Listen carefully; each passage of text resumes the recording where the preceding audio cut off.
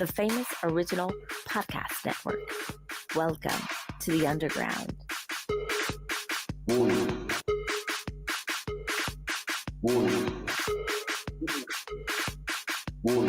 From the underground. My favorite podcast. Check out DJ. Check out Big Ass. Check out Dust. My favorite podcast. Check 1, 2. Check 1, 2. Voice from the underground. Check 1, 2. Check 1, 2. Via You Podcast.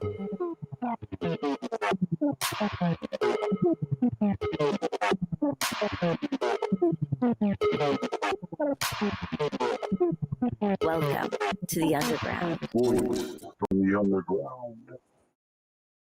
Welcome in, ladies and gentlemen, to Voice from the Underground, the podcast. We are a gnarly spirited, super dope, and often mind-numbing juxtaposition of politics and pop culture coming straight from the underground and into your earballs. It is I, Jason Dutch, back again with the Dark Knight himself from Gotham, the Cave, Big Hussein, solving riddles and fighting crime. What the fuck, man? Hello, Dutch. Hello, world. Hello, world. That was the driest fucking intro ever, but that's all right. Smell my finger. How you like that? How's everybody doing, man? It's great to be on the underground again with the homie Michelle Faminier. and a very special guest. I'll let Dutch do the introductions of our guest. I'm gonna let Michelangelo. Antifa, okay. Yeah, Michelangelo Antifa do all that. Michelle Antifa, as they call Right. him. He's a habitual line stepper. Yes, he is a habitual line stepper. Greetings, Internet. So- Mikey Famine here. And I am joined by a very good friend, Fiona, who is better than all of us at everything. Thanks for joining us, Fiona. It's not Hello, surprising. thanks for having me. Fiona, I like that accent. Fiona, do you want to? Calm down, Dutch. It's a Trinidadian accent, well, Trinidad and Tabago accent. Very Trin nice. Tabogian. Now that's a word on Scrabble. I'm about to get off tomorrow. Say that again for us, though. What is it? Trinbagonian. Trinbagonian. Yes. That's a It's flower. I like it. Trinidadian and Tabagonian, so Trinbagonian. Okay. I like it. Thank you. And I like Fiona, it. I love it. Fiona, can you take like maybe a minute or so, let people know what you do, where they can find you, and all that cool stuff? Sure. So I am actually an IFBB Elite Pro Women's Physique competitor. Yes, that's right. And you can find me on Facebook, Instagram, Twitter, Fiona Branker, or Fit Diva Fee. Anyone, you're bound to find me there. So yeah, I've been a pro bodybuilder for the past year. I'm also a women's fitness specialist. So I specialize in women's fitness and a spin instructor. I teach indoor cycling as well. Oh, man, you and my wife would get along very well. Yeah, so I'm all things fitness. All things fitness related. My wife teaches Zumba and aqua aerobics and Pilates He always brings it back to his wife. and spin. As a matter of fact, before I came down to a podcast, she said to me, are you gonna be on the podcast so long again that you won't be able to get up in Peloton tomorrow? Because we Peloton together. Right. And I said, hopefully I'll be able to Peloton. And on another note, I actually I'm a personal trainer as well. And I trained a young lady. Pony soldier. That's not true. I trained a young lady for her first figure competition some years back. Shouts out to Janiqua. And it was her very first one, and she placed 6th out of 26 competitors in her. Fantastic. Yeah. I have to dig up a picture and put it on The Insta. on the underground. Yeah. Yeah. And figures that one of those kind of tricky Yes. divisions, where you just Yeah. don't have too much muscle, but you can't have too little muscle. So Yeah.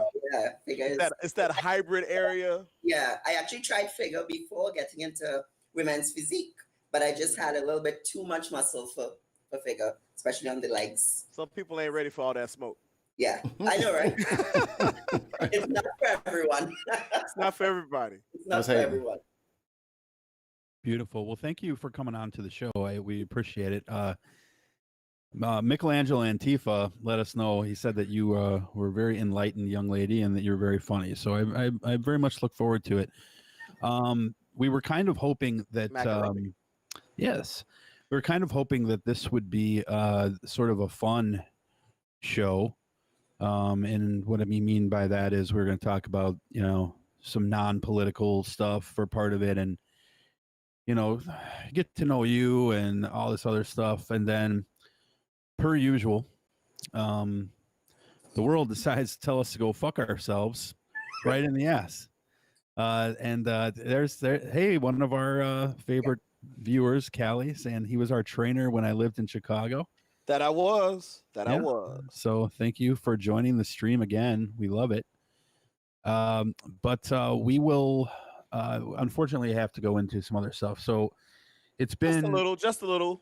Yeah, it's been a crazy fucking week. So there's three real stories that we kind of need to touch on here. One of them, the most recent and probably the biggest one, I'll save that for a second.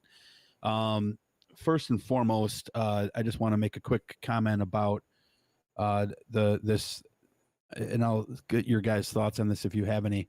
The Catholic Church has decided to possibly infringe on church versus state, and try to and they have started a campaign. They've invested 9.7, now I think it's over $10 million to start a campaign to take down Joe Biden. Joe Biden has been a Catholic his entire life. He is one of their parishioners. There's rumors that he helped cover up some of the sex crimes of the church. This is how they repay him. So either of your thoughts on this particular issue where the Catholic Church has decided not only to support Trump, but to try to put defamatory ads against one of their own parishioners, a lifelong Catholic, and Joe Biden? It's all about the money. There's nothing better they could do with $10 million, really.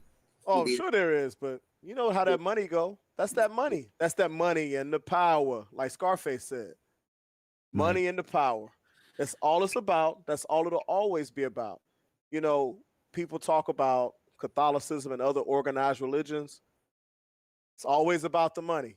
It's always about controlling the money, controlling the people so you can control the power. That's what it is. And they know that Trump gives them the best chance of that. So there it is. I would like to quote my religion, the Wu-Tang Clan. Cash rules everything around me. Cream, get the money. Dollar bill, y'all. I just wanted that was first Jizza, verse 3. Saint ODB is looking down on you. First Methalonians.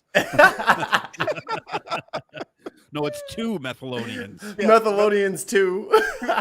Two Methalonians. Exactly. I mean, I'm not surprised in the slightest, because if there's one thing that the Trump presidency has showed us, is that it has an undying will to control women and their bodies and to control people in general. So the Catholic Church finds an ally in him because that's kind of their whole shtick. They like to control people even when they don't have to.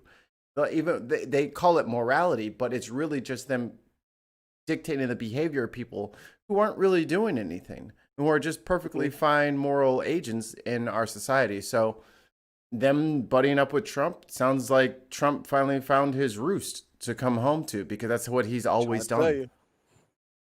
Trying to tell you. Real quick, what do you guys think of the new watermark, the VFU watermark there? Instead with of the shovel with the headphones on it? Yeah. I'm liking it. it. We gotta get some shirts. We gotta get some simplified version of the logo. I just figured, you know what, instead of having Voice from the Underground up there and all in different colors. So it, it's weird because with this restreaming stuff, depending on the background that we have up, like if I put up this background here, it still actually will be you'll be able to see it, no matter what happens. So I like it a lot. It's I had one of those rare smart moments in my life. It's okay. I'll replace it next week. Don't worry about it. Yeah, thank you very much. Go fuck yourself. You can see the website down below, listener, if you got to check us out on the website.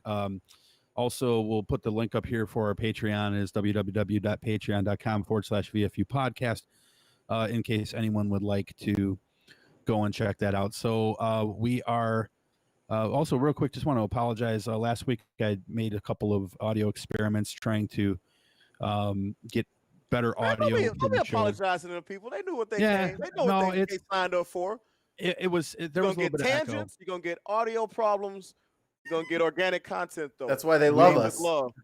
It's like oatmeal. It's like oatmeal with the lumps. Them lumps though. The lumps be good though. Yeah, but see, I can smooth those out. Nobody want no smooth grips, man. Speaking of which,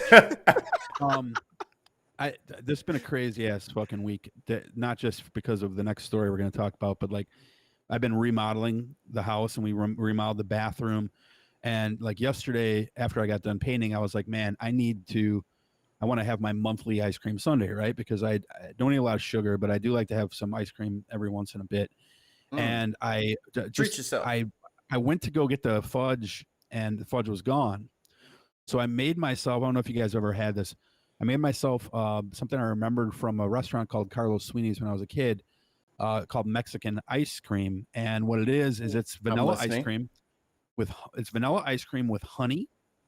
Now we have to use dryers because my wife works there, but which is Edie's on the East Coast. Vanilla ice cream with honey. Okay. Cinnamon, a healthy amount of cinnamon. Okay. And crushed up Frosted Flakes, or you can use any rice cereal that you want, or Golden Grams or Cinnamon Toast Crunch, but you crush up some cereal and put it on top. Let me tell you, I had a strong urge to have a second helping. Was it a party in your mouth, Dutch? It was a party in my mouth. Absolutely. Like that episode, we had a little sugar on the tip. You go and get yourself some Mexican ice cream. So honey, cinnamon, and a little crushed up cereal. Good. Is that fried ice cream? What's fried ice cream? Yes, it's exactly the same thing as fried ice cream. Fried ice cream, yes. Yeah, the only difference is fried ice cream. What you would do is you would take the cereal, fry it in butter. Oh yeah, and then when you're done frying the cereal in butter, you take the ice cream, you coat it in honey, and you roll it around in the cereal. So many notes right now. It's like, You're not allowed to eat it. Oh, she's got cheat day, baby. Especially after competition, you just go hog wild. Oh my man, because is it true? And I heard this from my client, and I heard that a lot of other bodybuilders and figure professionals say this, is that show day is the worst day. Show day is you feel your worst on that day. True. Because you've been doing all that cutting, you're dehydrated, and you've cut every ounce of fat out of your diet that you can. And yeah. And then after that, it's like, bring it on, let's go. And one that after your competition, that first meal is like, you feel like shit, complete shit after that binge, but it's during the binge you get this high and life is good and it's all worth it. Speaking of binging and life being good, you spoke on Carnival in the pre-production meeting, and then the fact that y'all had Carnival in February. Yes. And then now y'all can't have no parties. No. So what was that kind of party you was telling me about that is a thing? Oh, so we call it Juve, right? Now if you look for it, it's Jouvert. So pronouncing it properly, you wouldn't say Juve, but Trini way to say it, we say Juve. And what it is, it's basically an early morning party or fete, as we refer to it. Okay, so, F-E-T-E, fete. F-E-T-E, fete. Okay. So we usually the pre-party starts at 2 a.m. See, Mm-hmm. And I then like that. I like that kind of party. the pre-party starts at 2, and then we are on the road from 4, which means we are partying on the road. There's music trucks, water trucks, refreshment trucks, and it's just a fete in the road. I say that real Trini. It's a whole party on the streets from 4 until maybe 10, 11 a.m. And then it's the after party. So then we go back to the compound wherever we started from and fete till they switch everything off. And then there's water and there's powder and there's mud and there's see, it's just a fantastic freaking, it's the best. Now, when is this again? We have those kind of parties throughout the year, but for Carnival, it's usually early Carnival Monday morning. Okay. Yeah. see, they got the party, they got the hotel lobby, and then they got the juvie. And then the juvie is just to rinse yourself off and get rehydrated so you can start part 3. Part I three, like that. next level. I had to come out there. I had to come out there and do that. Trust. We can do a live show from there. I don't know if we'll be sober by the time it's over. You probably won't. I'm I not don't know if so. we'd be sober halfway into I'm not sober now. What you talking about? it. And the way this nearest is acting, I'm not gonna be sober for much longer. We might have to do your humidor a little bit earlier in the show this time. We'll see. Actually, you know what? I'm feeling like I'm talking to you guys. And let me just tell you about the cigar. I love it. There was so another couple quick, just stupid things. First of all, my daughter, just related to food, my daughter started working at a place called Rockin Wings. So Okay. it is like Buffalo Wild Wings, and we went there, and there's kind of 2 stories here in one. We went there, my wife and I, to eat because we wanted to see her. So we went there, we ate. The food was fantastic. So this place has 2 locations in Bakersfield. Mhm. So it's a local place. But I was sitting there and I was like, compared to this place, Buffalo Wild Wings sucks fucking ass. Am I the only one who thinks that? Like, you guys, Buffalo Wild Wings is really freaking overrated. That's for tourists. That's for tourists. I like Buffalo Wild Wings, but it's not like, oh, I gotta have Buffalo Wild Wings. And that tells it all right there. It's like I like Hooters, but I don't have to have Hooters. Well, Hooters, I think, is overrated too. Yeah. Like people who say I go to Hooters for the food, you're fucking lying. No. Okay, that food is not that good. And you better hope you don't get the ugly shift on that or the skinny Stop shift. it. Stop it. Here's Wait. I'm just saying. If you are that type of person, karma may fuck you over and say we're gonna put you on the skinny shift. Oh, yo, it'd be some rough shifts at Hooters sometimes. Man. Like, oh damn, Vanessa called off. Yeah. All right, Brittany. You're Some of those chicks at Hooters be looking like this. Or it'll be looking like this. So right. Oh. Can I take your order? Welcome to Hooters. And then are you a manager? What are you doing over here taking my order? I'm the dishwasher. Oh, you better shut up and get your wings. I'll put on the outfit too. Hey, doorstop. I need a real waitress to get my order. It's so me, then we're driving home, right? And we're playing the local radio station, and there is a song that comes on, and the song that comes on is like I could have sworn. Okay, now I've heard all this stuff about like who Cardi B is, right? Yeah, I know who Cardi B is as a person. Like I know she's talked about how she's pansexual and like she's big politically and stuff like that and socially, and that's fine. Yeah. And this song is playing, and I was like, I just said something. It was a song with, I think, Beyonce or something like that. And I said, I didn't know.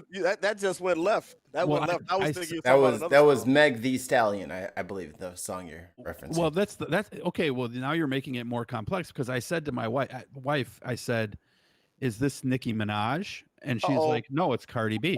And I'm like, they sound fucking exactly the same. So now, and she's like, "Well, yeah, they had a beef, and like, Nicki Minaj was like, oh, she bit my styles, that sort of thing." And I'm like, yeah, I think she did because she sounds fucking exactly the same. This is not the same as when Little Kim was mad at who was it, Nicki Minaj, because No, she's no, like, she no. sounds like Foxy me. Brown.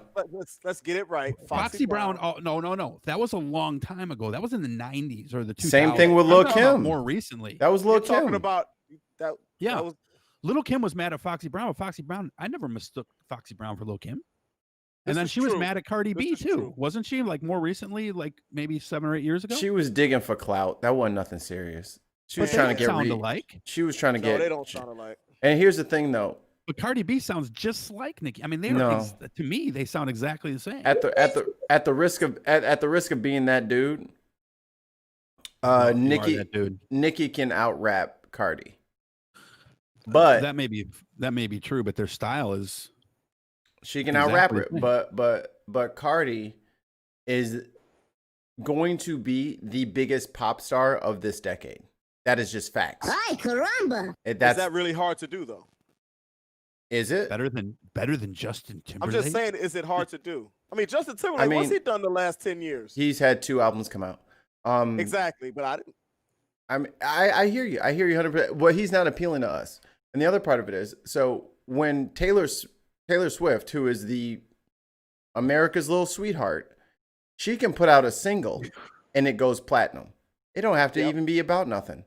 When Cardi B is infringing on America's little princess, that's when you know money is being made and moves are being made. And she did this coming from a stripper who was like, yo, I got this mixtape. And everybody ignored her. And then she got the little surgery here, did some racy videos. She is the #1 thing in music right now. It's Cardi B. Though I won't diss too hard on Taylor Swift because Taylor Swift has been doing a lot of good socially. You know, she's able to get to that country music audience a little bit more in their ear, and they've turned on her, and she's lost a lot of sales because of that. So what does that say? Well, she knew that was going to happen. I give her credit, right? It is. What does that say about the country music fans, though? Sorry, country music fans. Yeah, out but there. we already knew that. This is all. Yeah. Just like they turned on Chris Stapleton. Yeah, they turned on they own, and they tried to fight. Chris Stapleton, man, they love Chris Stapleton. I don't even know who that is. As soon as oh man, he's a big country artist. He's a big country artist, and he's got some pipes. He's got some talent. He came out in support of Black Lives Matter and everything, and man, they tore him up just like the Dixie Chicks. They the Chicks now though. Oh yeah, the Chicks. That's right. Right. They got rid of the Dixie. That never got brought Right. up. We never said that to him. Fiona, how much do you love Cardi B, and why do you have her name tattooed on your back? I am actually not a Cardi B fan at all. Sorry. Who is your favorite artist? Mm. You know what? Give us two because I'm a music fan. That'll work because I was going to ask you a couple questions in a minute anyway. So let's use that as we're going to steal an idea here from our friend Delvin. And by the way, thank you to Delvin for having Haas on the other day. That was a good time. You have a good time? I had Yeah. fun. Yes. So yes, that'll come out. The Delvin Cox Experience. Haas will be on there. I think it comes out next week. 5 for 5. Start with that, Fiona. Question number 1. I've got two. No, I've got two. You can ask as many questions as you want. Okay. Well, as long as it's not more than 5. Okay. So Haas had the first question. You can ask it again. So it's a part A and B. Okay. So I love music. I'm always looking for new music. So when I ask this question, I want 2 answers. Right. I want to know your favorite artist in your circle, and your favorite like big time mainstream artist like Taylor Swift or whoever. Right. So who's your favorite artist like internationally that you listen to a lot that it's like when you're working out or something like that? That we dumb Americans might not know who it is. Yes. Give us a new one. Just about to say, okay, so As I get my pen out, you see I'm getting my pen out, right? I'll give you this in different. My favorite artist locally, he's a local artist. Does he have stuff out though? He should be. I don't know if you all would know him, but he's very internationally known. Okay. His name is Marshall Montano. Write it down. Marshall, like M-A-C-H-E-L. M-A-C-H-E-L. Montano. Montano. Yeah. Montano. Tano. Tano. Yeah. Marshall Montano. Right. Got So, it. in Trinidad and Tobago, our local music is called soca. Yes. Right. Yes. My wife loves soca. Right. Okay. Oh, your wife is a smart woman. Anyway, She fine as hell too. Well, except for one decision. Except for one. She decision. made one bad call. going down that road, whatever Hey, that one decision The is.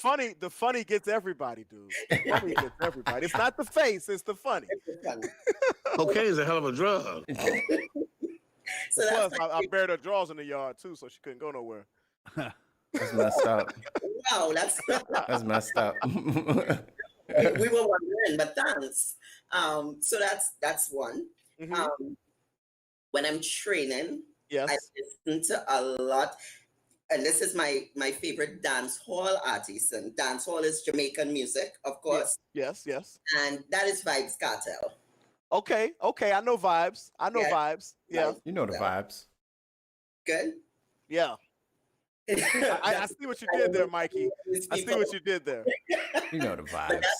that's my training music because Okay. it just gets me in a zone.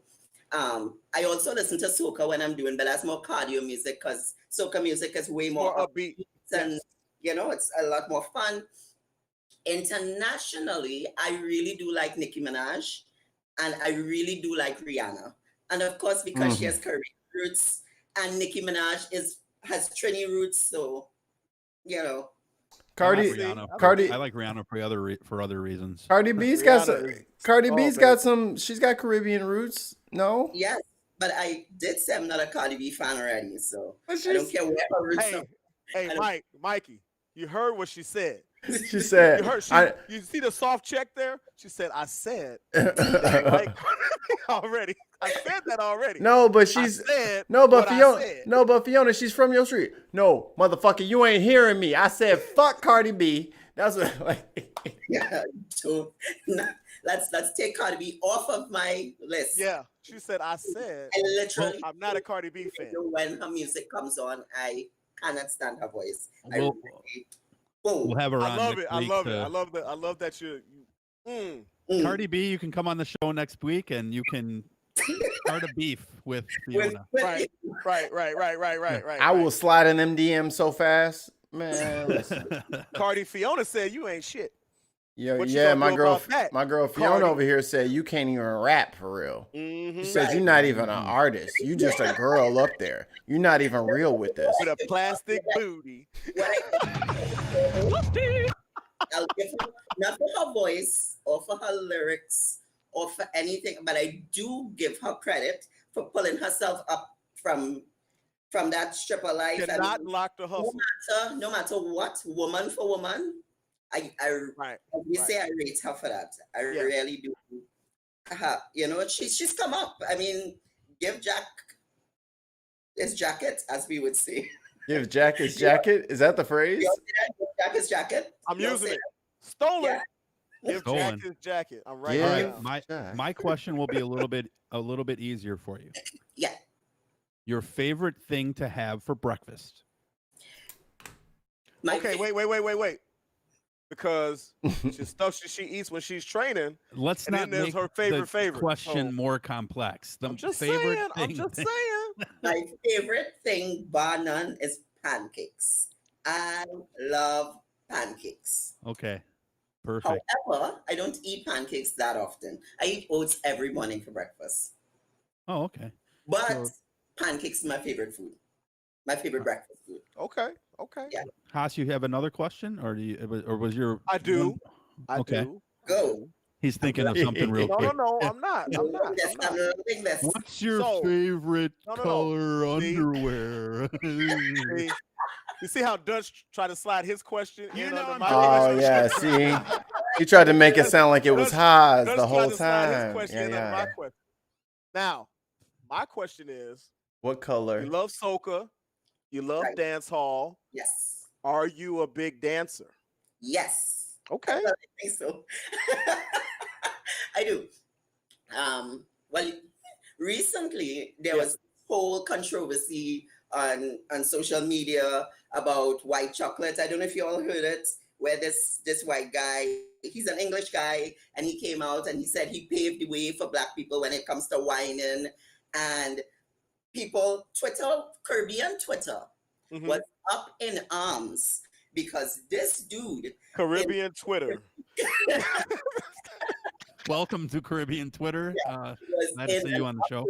Because this dude said that while he didn't brand whining, which is how Caribbean people express themselves through dance. Yes.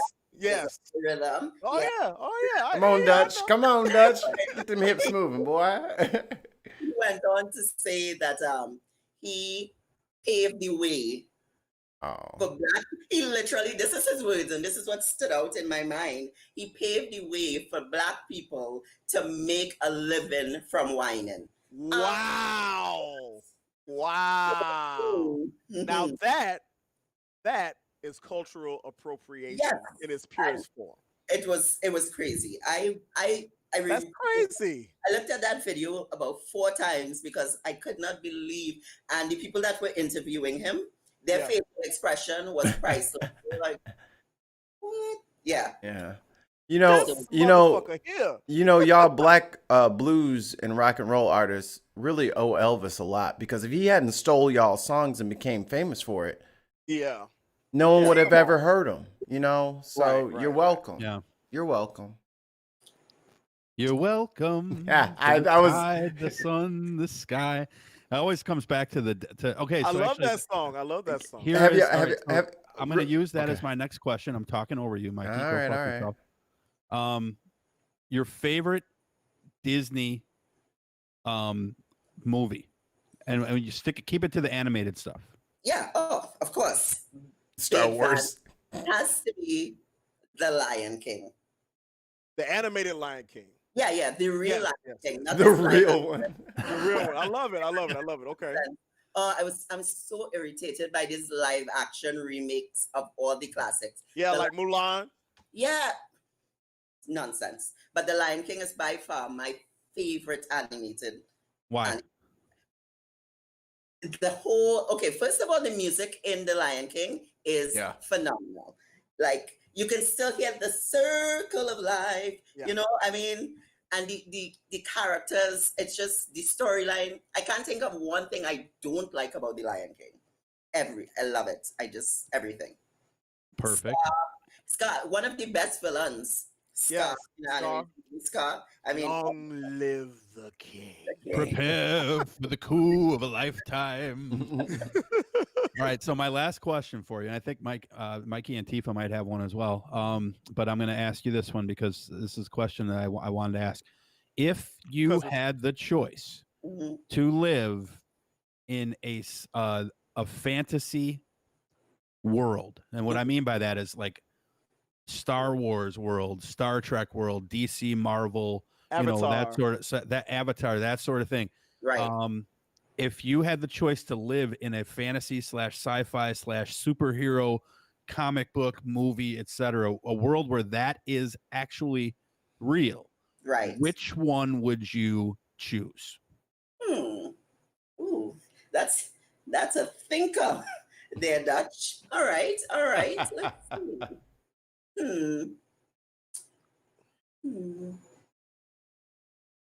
Wherever Doctor Strange is, that's where I'll be. Oh, well, he can go anywhere. I know, right? She chose all options. Wherever that fine Mr. Doctor Strange is, that's what I'm going to be. So she's chosen. Notice how, Mikey, I said Mr. Doctor Strange. Mr. Doctor Strange. Hey, Mr. Doctor Strange. I see you with your little bowler cap. She chose Black Mirror, I guess. Having just looked at I just finished the Watchmen series. Ooh, nice. I literally did a whole binge watch after the program with Neil. I did an entire binge watch, so I looked at the entire season. Shout out Neil, the 604 atheist. Yeah, yeah. So yeah, shout out to Neil. The world that Dr. Manhattan created looked pretty, although it would probably get a little boring, look pretty interesting as well. Just for a little hiatus from 2020. You know, Nice. 2020 is a bitch right now. Man. Yeah. 2020. I keep saying, Does anyone have the receipt? Because we got to get a return. We got to take this back Yeah. to Best Buy. like 2020 is the year of natural selection. I keep saying it. It's only the strong will survive. Trust me. And the smart. Oh my god. Yeah, Freaking and the smart people. Yeah. Oh, then I'm fucked. We will protect you. Yeah, so you can come with us. And also, Fiona, Neil the 604 Atheist is in the chat, and he says, hello. Hey, tell him don't take it personally that I didn't come on last night. Well, And then I'm on here tonight. I can't do 2 late nights in a row. Late night in the The, morning. the way my bedtime's set up. She wasn't- Cocaine is a hell of a drug. The way my, She wasn't trying to run a juvie before the next show, you know. right. I was just talking last week about how my knees are set up, and that's why I got to get a new motorcycle. Oh, what are you gonna get? I'm gonna probably get a Harley. I was thinking about getting a Kawasaki. What but kind? What kind of Harley? I think I'm gonna get the Road Glide. I'm gonna find Okay. a nice used Road Glide that's reasonable and get one of those. I was thinking about getting a Kawasaki Vaquero because I'm a Cowie guy. My crotch rocket is a I Cowie. was too. Yeah. I And couldn't do it. It's just but not. It's, somebody brought up something very interesting and a very good point for me. They Mhm. said to me, "Are you planning on taking long trips, or are you planning on just kind of tooling around town and stuff?" I think I shouts said, out to Hollywood on that. Wasn't that? Yeah. that's not- yeah. Thanks to Hollywood And for he that. said, Yeah. if you're planning on taking long trips, you probably want a Harley because there's a Harley places are everywhere for you could get Right. service if That you was a break good point. down. And if you got a Victory, because I was thinking about the Victory cross country, I was thinking about the Kawasaki Vaquero. He said if you get one of those, you may or may not have a shop nearby if you break down on a trip to take your bike to because they won't have service. So Harley kind of might win by default there because I'm not a gearhead, so I'm not going to be able to just be out there on the side of the road fixing my bike myself. You know what I mean? So, as both of you are family men, oh, I'm asking a question if that's okay. As Of both of you course. are family men Yes. with children, do you all also have like that family vehicle? Like, do you have your SUV? With Oh, we got the- we've got 2 SUVs in our family. Okay. And the first one to take a shit, we're gonna get a sedan because the kids are older now, so they don't Right. need the big ass car seats. So they've got boosters now. So now I can get a sedan, and because Camden, he's almost 13. My daughter Peyton is she's off on her own. She's got her own car. Right. But Rocco and Lou can sit in the car seat in the back, and Camden can sit in the middle, and we'll be fine in a sedan. So I'm looking at Chrysler 300s whenever one of the cars takes a shit. Oh. Interesting. And I will Yeah, be we- putting subs in either one of those. Yes, you will, because that's coming back. And 20 foes. No. I'm gonna go with the standard Chrysler 300 spider web wheels or the honeycomb or whatever they call them. But I love them, and I just want to. I do want another. When I get a sedan, I do want to put a sound system in Well, it. we'll get Shouts you a out couple- to Cat Williams for his line on the Chrysler 300. Remember from a while back? He goes, They're like, yeah. everybody want to get a Chrysler 300 because it looked like a Bentley. Till a Until you- fucking Phantom Bentley- pull up. Right. But you know what's funny is this. This is what's funny because I was looking at a bunch of different cars. I like the Chrysler 300, but I'm a person, I don't want to be driving what everybody else is driving. But every time I did the comparisons between the 300 and the Hyundai Genesis, because I thought those were nice too. And the other It is. cars, It's a nice car. Hyundai's They come a are- long, long way. the 300 always rates out better overall than every car I've ever compared it to. So I might have to just be driving something that other people drive. So you're going to tell them which car I told you to get, but you just going to blatantly ignore me and my perfect suggestion? I ignored you so much, I don't even remember what you told me. Oh. I told him to get Crack-a-lackin'. Dutch. I told him to get a show. I told him to get the Taurus show. Yeah. Yeah. It's got all the I- space you want. And you know But something? hey, there's I a little re- I gap did right the Is that a there. 500? Is that what they did? They rebranded the 500 and now Well, it's the Taurus went to the 500 and then back to the Taurus. okay, that's what they did. All right. Yes. Now I did the comparison. Here's to Here's you, to you, Mr. Mr. Car Car Maker. Renamer. That's right. Gonna take that Taurus to a 500. Then we'll Back call to a it Taurus. we'll call it Tweety Bird for a week. Ooh, it's got a turbo. But I did the You ever been comparison, mind fucked before? and the Taurus is close, so it might be between those two because you're right. It's very close, very close. We'll see. We will see. Okay, off to Either way it goes, they're gonna be black. It's gonna be next all topic. black White guys. man's talking. White man's talking. All All right, right. here we go. See how he do us. See how he do us, Fiona. Yeah. Look at You my know- African American over here. You know something stupid about to come out of his mouth. Oh, by the way, the African American who he was talking to in this clip Yeah. Look at my African American over here. is no longer his African American. Nope, left him. Left Yeah, him. he has turned on Trump. As have a lot of people. So we're going to get to the big story here in a minute. We got a few things we need to tackle. We're going to find a little bit more about Fiona. We got to do the humidor.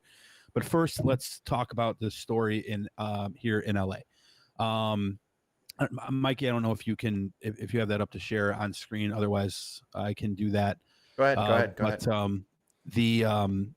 So in LA, I believe it was Tuesday, we had a situation with where someone went on to out into near the metro station and decided to open fire on two sheriff's deputies that were sitting in their car. At last check, I do believe both of these officers are, thank God, still alive. Both were hit in the head multiple times by this gunman who basically just for no reason opened up fire on these people. So right away, Twitter went into a frenzy. And of course, Black Lives Matter is blamed. Right. So I don't believe, because I haven't looked at this story in the last 2 days, because obviously there's another story with RBG that we'll get to in a minute that popped up and sort of usurped everything. But I wanted to comment on this first, and then I'll let you guys all speak your mind on this. First of all, to the people who are blaming Black Lives Matter, first of all, we condemn this act, I think, uniformly. People shouldn't be bringing guns to protests. Obviously, the right wing did start that, but people shouldn't be walking up to police officers and just shooting them.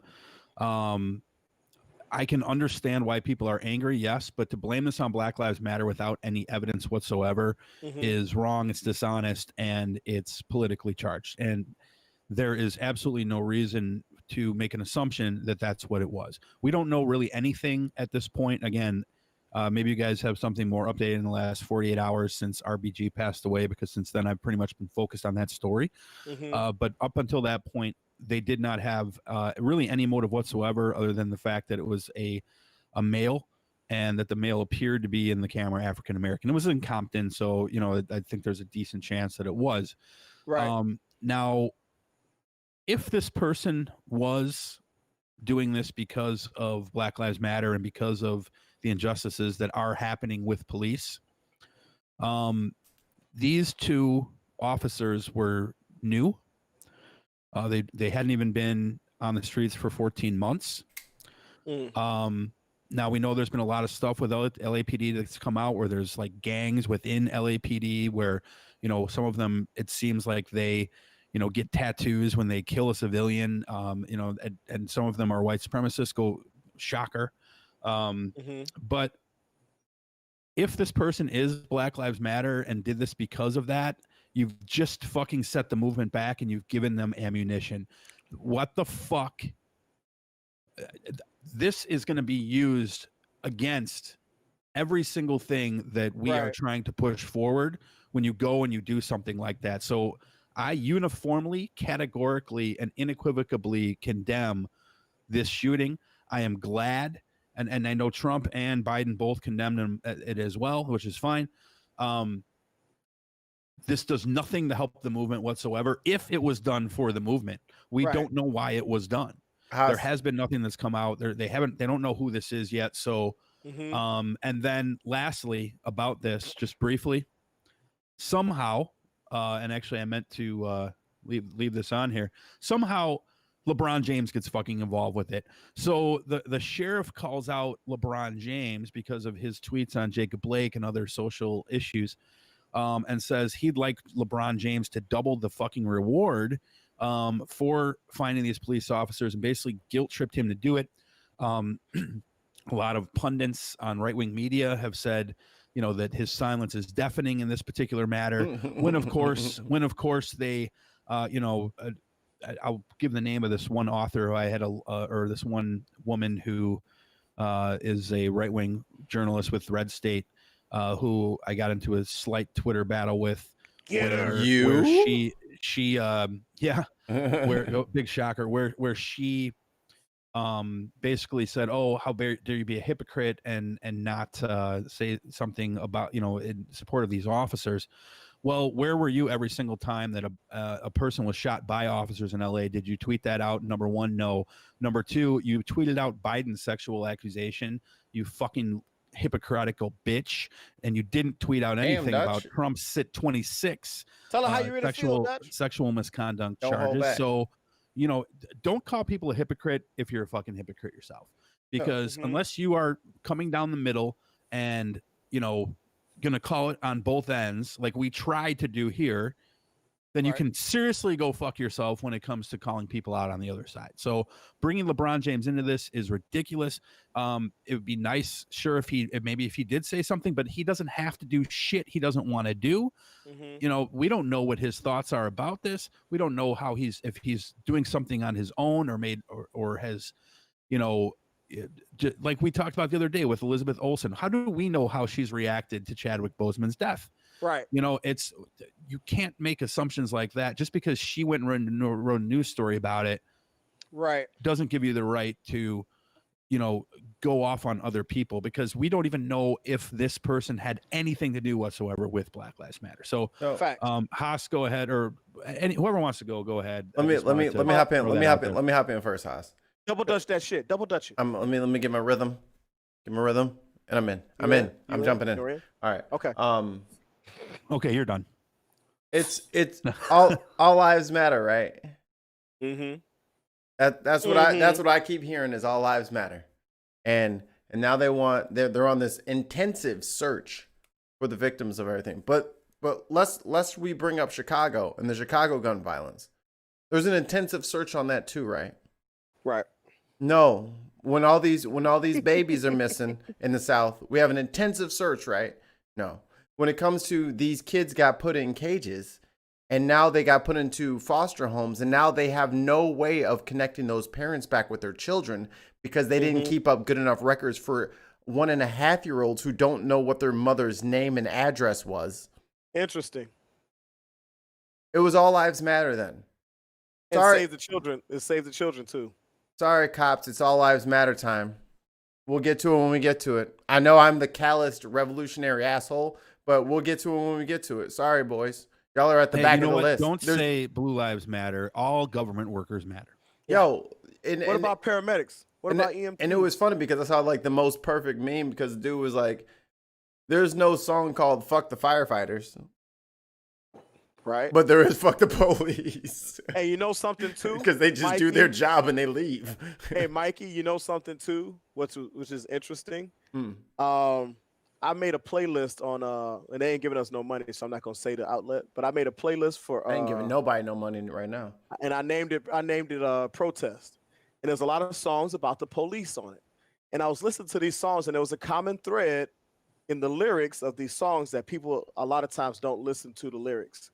They hear fuck the police and they assume, or they hear, but if you listen to the lyrics of these songs that decry police actions, bad police actions, you'll always hear a lyric that points out that the song is dedicated to crooked, dirty, bad cops. It's in every song. Tupac's Violent. It said this is a message to you rednecks and crooked cops. The song Crooked Officer by the Ghetto Boys. It says it in the title, Crooked Officer. Fuck the police. Bad officers. So we don't want to hear this shit about music saying fuck all police and you don't like the police. No, it's been down like The Sound of the Police by KRS-One. Whoop, whoop. Bad officers. Talking about bad officers. We all went to the club in the 90s, right? Oh yeah. Well, not you, Antifa.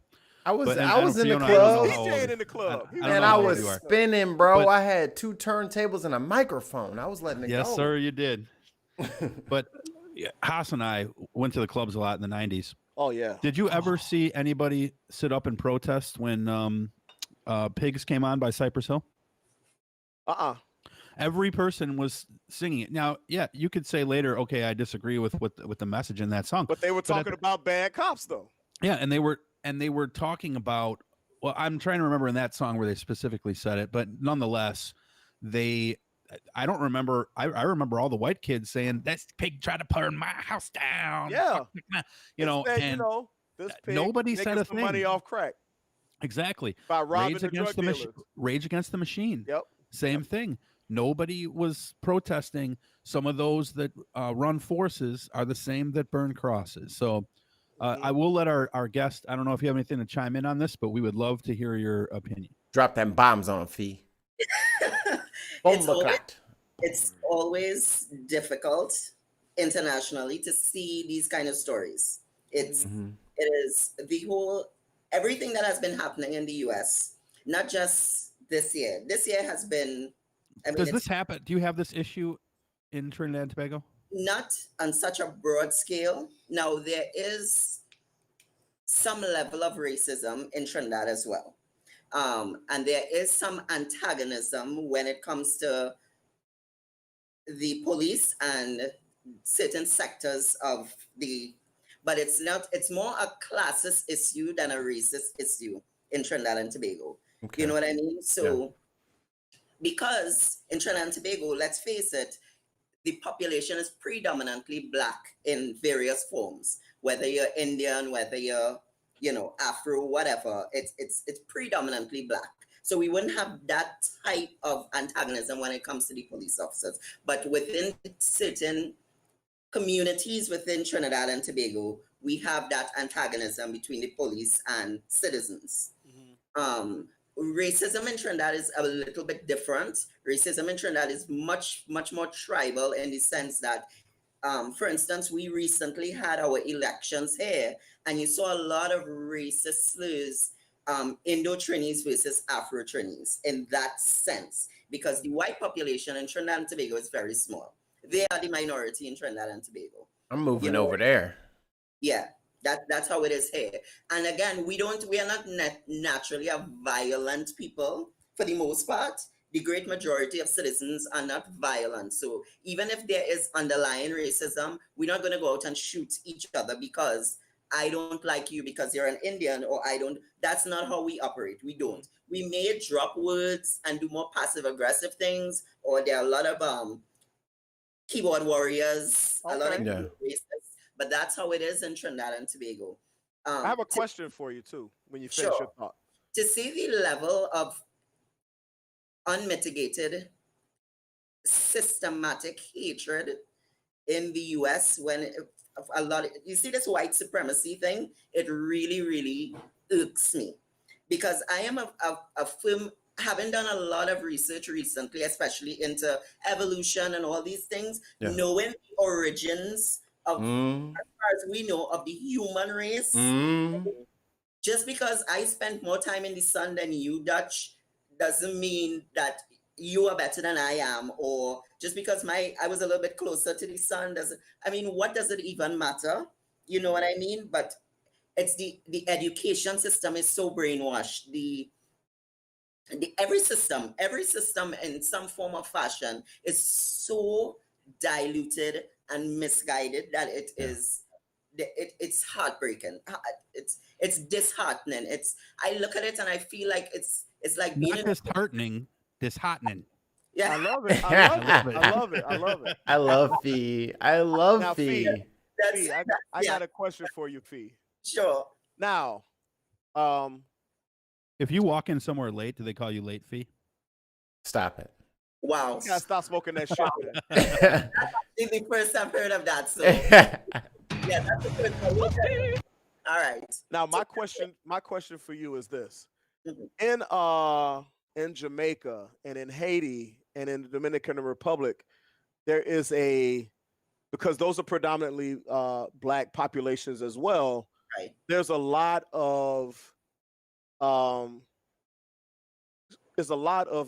segregation or intra-race stratification based on your shade. If you're lighter Colorism. or darker, the colorism.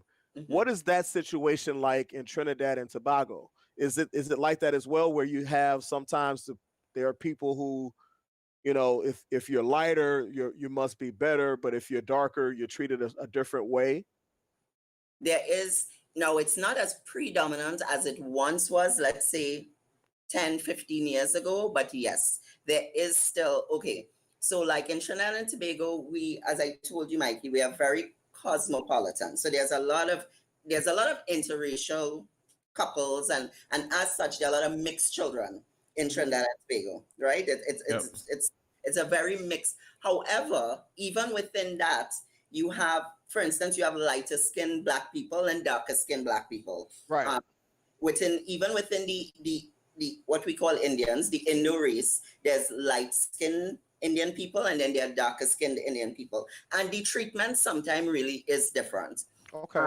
Recently, we had an incident. Now, in Trinidad and Tobago right now, it's mandatory because of the pandemic that you wear masks and that you limit how many people are in any given gathering. Yeah. Like you have to have 5 people or less and whatnot. Yeah. And police recently went to break up a private party where there were more than 5 people and they weren't wearing masks and that kind of thing. But they got away with a warning because they were what we would call Trini white, light-skinned people. Yellows. The same situation happened with dark-skinned black people in Trinidad, and they would issue tickets. So there was a whole, again, Trini Twitter was crazy with saying, you know, because of the color of their skin, they got away with it with a warning, but the darker people, the black people, or from a different area, you know, they were treated differently. So we do have that colorism in Trinidad. So even in a country where it's predominantly dark skin, the lighter of the dark skin are getting away with it, and the darker of the dark skin are still not getting away with it. Correct. That's wow. Damn you, melanin! God, I figured if we had the advantage, we'd be able to get warnings for once. So the darker skinned people get made fun of for eating like watermelon and fried chicken? No, like we don't have those stereotypes here. Okay. No, it's That's mad hot. white That's people good. that love fried chicken and watermelon. I'm about sick of that stereotype being attached Hey, to us. I like me some lemon pepper chicken. Right. Let's face it. He In loves it. Caribbean watermelon, it's like. Can I throw another real quick food thing out there? The new fries at Kentucky Fried Chicken, fucking awesome. Just Are they? saying. Yes, the new fries at KFC. I was really pissed because I was always off their fries. I was like, nah. they got rid of the potato wedges, right? And now Praise they have, God. Praise they God. have- I they don't have like potato fries. wedges, so they're so good. So Wedges the new are fries at trash. KFC, give those a thank shot. you, Mikey, for co-signing on that. Yeah, because, wedges man, are trash, man. Give me mashed potatoes or give me fries. Don't give me something right. Don't- halfway in like between the in bullshit. between. I don't want their love child. Yeah. I like them. Go fuck yourself. They didn't even love each again, other when they conceived, you know, so you That's know a that white, child that's ugly. white people stuff. That's white people. All right. Hashtag fuck wedges. white people. Haas, you didn't get a chance to jump in on the LA thing, so give me Well, a chance to do that. I posted about this and I said, you know, this is bad. This is not what we want. This does set the movement back. This sets the statement back. But you know, like people love to say when a black person is violated, let's wait until all the facts come out. Yeah. We don't know what happened before he appeared on that screen. But we don't know what it is, and we don't know the motivations. And I hope that they find this person so that we can find out what the fuck is going on. What was the motivation? Was it something personal because I mean, to walk up on a car, man, that's just, it seems personal, but you know, but I just think that once again, the habit seems to be when a black person is involved, it is ascribed to the entire population of black people or to the predominant movement toward racial equality at the time. Yeah, isn't it funny that it used to be just gang violence, now it's Black Lives Matter, Antifa, and anarchy. Anarchist and socialist and Marxist. They got to find those different pegs so they can make them domestic terrorists so they can actually attack them as opposed to trying to corral them. Right. And when people echo this, and I want your thoughts on this, Haas, is they'll say, well, you know, Blue Lives Matter, et cetera, et cetera. And we've, by the way, we've never said anything negative about Blue Lives Matter. I don't think on this show. We'd say negative about their supporters. Yes. Okay, the Blue Lives Matter supporters and the people who all of a sudden decided to buy that flag after Kaepernick because they never even heard of it before that. What are you really saying? But the thing is, we've always been about Blue Lives Matter in this country. And what do I mean when I say that? When police officers died, like these folks were just shot, right? Yes. And thankfully, again, still alive, I believe. But yes, if they, assuming someone died, the whole community comes together. Flags are at half staff. You know, the media is involved. They name highways after these. And the wheels folks. of justice flow swiftly. They flow very swiftly. And you know what? They should. What Black Lives Matter is saying is that every life should be treated that way in some regard. Maybe for an officer or a fireman when they die, it should be more because they're a community servant. Agreed. If they're a good one. Disagree. Well, that's on you. But you can explain your point on that in a second. But the point of the matter is that, like, well, our RBG died, right? So we're paying more attention to it as a community. Yes. And we did with Chadwick Boseman and Representative John Lewis and, you know, the Kobe Bryant, et cetera, when they die, because they're public figures, and officers and firemen are typically local, quote, public figures, you know, or something of that nature. We name highways after them. Like I said, you know, we'll have scholarship funds. They'll have a picture in the station. And so we have always been about, you know, paying respect to the fallen, so to speak. Right. It's just, we don't do that. We make bad assumptions when it's a person of color who's killed almost 100%, maybe not 100, but almost 100% of the time. Yeah. So Mikey, go ahead and tell us what Antifa's opinion is on this. So that's where I disagree, is because there's a lot of people that do a lot for the community that they don't get it. They get gunned down by the same violence, and they don't get a road named after them. There's no scholarship fund. It's just seen as, well, there they go again, being themselves. You know what I mean? And I'm paraphrasing drastically. Thank you, bigheadsmedia.com. It's not the same on both sides, and it's not fair. So these cops are brand new to the thing, and unfortunately they got shot. It's just like cops who have itchy trigger fingers and they go into neighborhoods that they're not familiar with.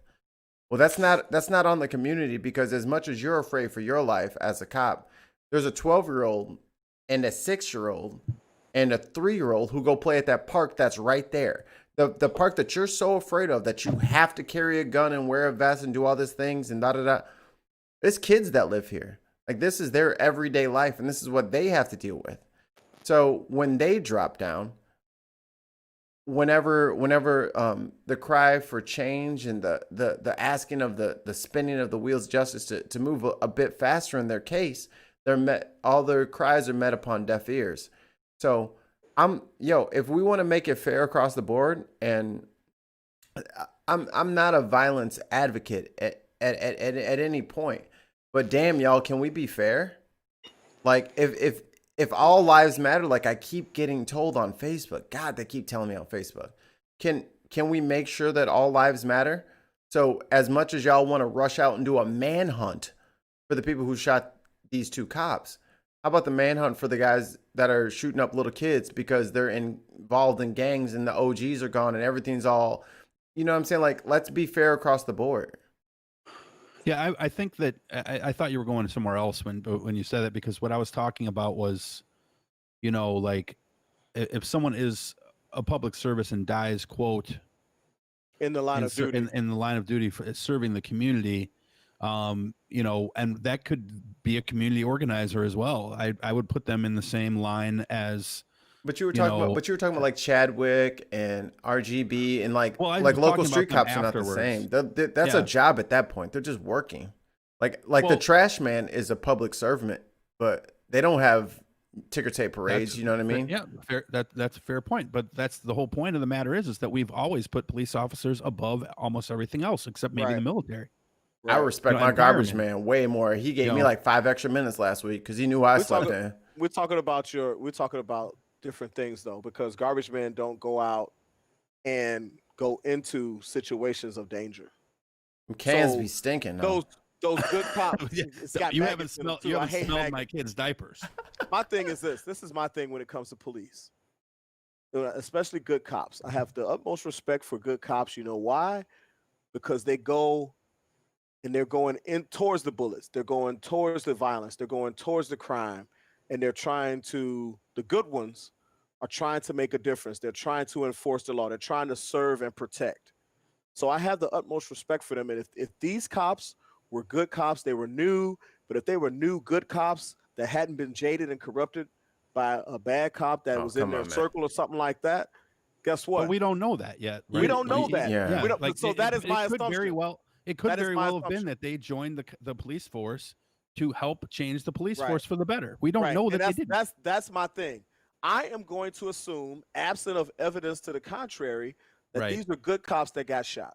Now, that being said, I did hear, and I don't know if this is true or not, because I don't have access to the video. I can't find it. But the lady that the female cop that got shot, there is a story out there that she was one of the cops that was laughing about a black person being shot because she was involved in that shooting. So I don't know if that's true. I'm sprinkling allegedly all over this. Allegedly. That might be a motivation for this person if this person turns out to be a relative of that person that got shot. And these two cops were allegedly involved in that shooting. I don't have it verified. I just saw a story about it in a post, and I'm trying to find out if it's true. So, but you just did it the exact right way, though. You said, "I heard. I haven't verified. I'm sprinkling allegedly on it, and I don't know." So the right wing does not do that. They don't do it. They don't. They say, "Oh, must be he must have resisted." Yeah. He had to. Right. He got to do something because the cops don't mess with you if you ain't done nothing. Yeah, that's Samasha's thing is like what about the interaction? I'm like, George Floyd was accused of passing out a fake $20 bill when he didn't. And the store owner even said, even if he did pass this bill, he probably didn't even know that he passed it. Because most people, when they pass counterfeit money, don't know it. Because the people that are really passing counterfeit money purposely, they do it in greater denominations than that. I'm curious, Fiona, how was the George Floyd killing? Did that one hit Trinidad and Tobago more than, Philando Castile and Michael Brown and the other 8,000 million? 8,000. Because the thing is, a lot of us in the Caribbean have siblings, family, relatives that live in the U.S. Yeah. So, I mean, we took George Floyd. I think George Floyd rocked the entire world. There was no two ways about it. That George Floyd rocked the entire world, and it even sparked a Black Lives Matter movement in Trinidad and Tobago as well, in solidarity. Yeah. And salute. Yeah, and I think so they're anarchists there too, or no? No. Aggressive expansion. How's the Black Lives Matter movement portrayed there? Well, for instance, and actually answer that question, but add to it: is there an anti-Black Lives Matter movement there also? Low key, I think there is, but it's not. It's the anti-Black Lives Matter. It's very low key because a lot of them are businessmen and stuff, so they don't want to run the risk, especially right now, of losing that income because Mhm. One thing I think that Black Lives Matter has sparked in Trinidad and Tobago that was never really here before is being willing to boycott big business. Yes. That was one of the major things that I saw.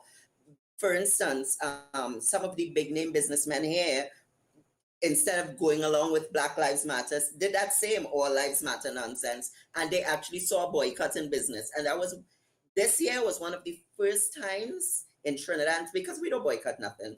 Trinis are just, we're a little too easygoing sometimes. We're like, it's fine.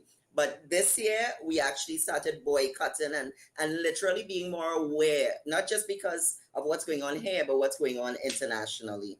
George Floyd rocked the world. That the injustice there was too much to be ignored anywhere, I think. And for me, here in America, a lot of people trying to ignore that. But that's I know it's ridiculous. For me, Breonna Taylor still is on my mind all the time. New facts coming out in that case too. And she just got the largest settlement ever in. But I'm torn on that Tennessee. because she got like 12 million settlement. Yeah. But I'm torn on that because you know what that means. Hush. That means those cops will not get arrested. Exactly. Well, and that's what needs to happen. That is my issue. Where is the true justice? If the police officers are just going to get away with it, or with a slap on the wrist, okay, bye guys, you're fired. Right. What's the lesson there? And the other part of that is, where's that $14 million coming from? Oh, it's coming from the taxpayers. It should come from the goddamn police from the police officers, but they don't do that. It's so always police are always protected by this clause that they cannot be held personally responsible for when they shoot someone. It's always the city that is found responsible. So therefore, the city is found responsible for injustice against the city. So Breonna Taylor is paying out her own settlement. Pretty much, because her taxes, her family's taxes went to that. Yeah, her and her family taxed it, which is ridiculous. Crazy. It's ridiculous. Right. Okay, so moving forward here. You know I'm totally off script right now. Oh, here we go. All right, so those are two really big stories. Before we get to the biggest story, we'll do the humidor in just a second here. But Fiona, I want to ask you something, because I know that being a fitness model, is that an appropriate way to describe it, or a fitness competitor, I should say? She's a figure. She's a physique competitor. A physique competitor. Thank you. I'm wondering something. So go fuck yourself, Antifa. Those stratifications are very important. That's why I asked. Right. So two quick questions. I know that you have some opinions on toxic masculinity, but what I'd like to do is I'd like to ask you this. When it comes to transgender, competing, like people who are born quote male but are competing in sports as women, what are your thoughts on that whole very strong demographic? Let me say, first of all, hooray for transgenders. You do you, that's perfect. However, I think in every single sport nowadays there should be a transgender category. I don't think if someone is born as a male, and even if they have gone through the process of being completely transitioned, should compete in a woman's category, simply because biologically, it's only so much you can suppress the male hormones. 100%. It's only so much you can suppress that. You will always have elevated testosterone levels compared to a woman. And testosterone, GH, growth hormone, give male competitors an edge. Hence the reason there are male division and there are female divisions. If you're a transgender person, I think there should be a transgender division, transgender male, transgender female, and that's where the competition should be. So you have the biological male-female divisions as we normally have it, and then you have the transgender divisions, just like and I don't see a problem with that. I don't think that's discriminatory in any way at all, and I think it would make the playing field very even, very balanced. Right. This might seem naive, but would seeing as a woman who is taking testosterone and other such, having medical medication given to them, hormones given to them to be more male, so to speak, and a male would be doing the same, the opposite way. Would it be unfair to have just one transgender category? Because it seems to me like it doesn't balance out. The bell curve might be closer. It doesn't balance out though. Maybe not 100%, but they're going to be closer than they would like. It's still big. It's still a big gap. It's still a big gap, and that's what Fiona is speaking to. Even if you're a male taking testosterone suppressants, the lowest you can get is still way above a biological female. That's right. correct. And I think we're leaving out. I mean, I'm purposely leaving out hermaphrodites here because that's a completely different thing. That's a whole different thing. Yeah. That's So there's guys. There's a reason why, for the most part, steroids are frowned upon. Right. In these categories, right? Like for instance, female bodybuilders, testosterone is frowned upon for several reasons. It gives you an edge. Testosterone, there's no two ways about it in sport. Testosterone and growth hormone gives you an edge. Right. And there's only so much you could suppress what is going to biologically happen. I really do think there's still a cap, because even with testosterone, there's only so much testosterone a woman could take before she jeopardizes her health. Mm-hmm. You know what I mean? So there's still a cap. But naturally, your body would women produce very minuscule amounts of testosterone in comparison to a man. Right. You know, so it's only so high you can elevate that to be competitive. I just personally think that they need to have, in my opinion, since it is now identified totally in sport, I think they need to have, I don't know if it's possible to have transgender female divisions and transgender male divisions, but I think there's the scientists and sport scientists and sport doctors should be able to figure out how to have the transgenders on an equal playing field as well. It's about investing the time and research and resources, and I mean it will be way less. It will be much fairer, in my opinion. And I mean, think about it. If a male sprinter was coming, let's say 8th or 9th, in all of their heat solid all the time as a man, and then you transition, bless you, transition do your thing, and then you win in the female categories, what does that say? What does that say? Is that true? Is that true spirit of competition? Is that true sportsmanship? Exactly. Is that true sportsmanship? Well, this is used a lot by, the there are two genders crowd. And let me just really quick step on your throat here, Chauvin style. And here we go. Take that away from you, because when you are someone who decides to transgender position, you're born with a psychological thought that you feel like you are a different gender.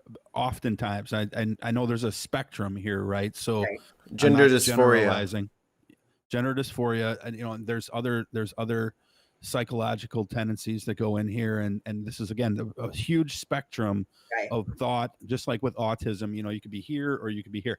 So I'm not generalizing, but in general, a lot of people just feel that they're, that they should be a man or they should be a woman, etc. So what they're doing in most cases, I think, is they want their physical appearance to reflect their mental attitude. Right. And therefore, that doesn't take away from the fact that, but their men are still stronger, so they're still men. It's God made them the way that they made that he made them, or in Mikey's case, Zorkon, the space ghost, the flying spaghetti monster in the sky. Yeah, the guy from Ancient Aliens with the hair, he of course is God. I knew it, and it was the aliens.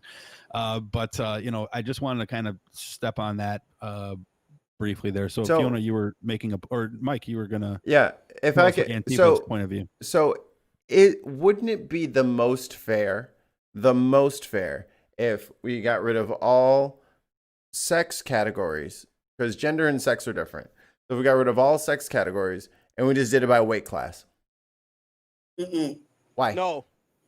because a 50-pound boy, or let's just say this, 130-pound man who has transitioned to being a woman is still going to have more testosterone than a 130-pound woman that's biological woman.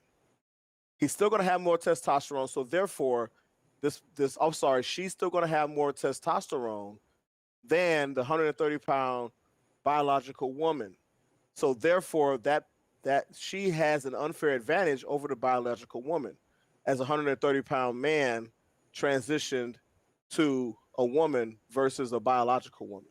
Simply because that transitioned female would be able to build more muscle in a much easier way than a natural biological woman would be able to. And they have natural strength over as well. If you have a natural transitioned female and a natural biological female, pound for pound, 130 pounds each, one is going to be automatically going to be stronger, and as such, going to have more muscle, and as such, will still end up being a more muscular, a more formidable competitor. So that works for most sports. Yeah, well, 130-pound bodybuilder, two 130-pound bodybuilders could look vastly different. A 130-pound figure competitor, I'm speaking strictly female, biological female here. A 130-pound figure competitor would look very different from a 130-pound physique competitor.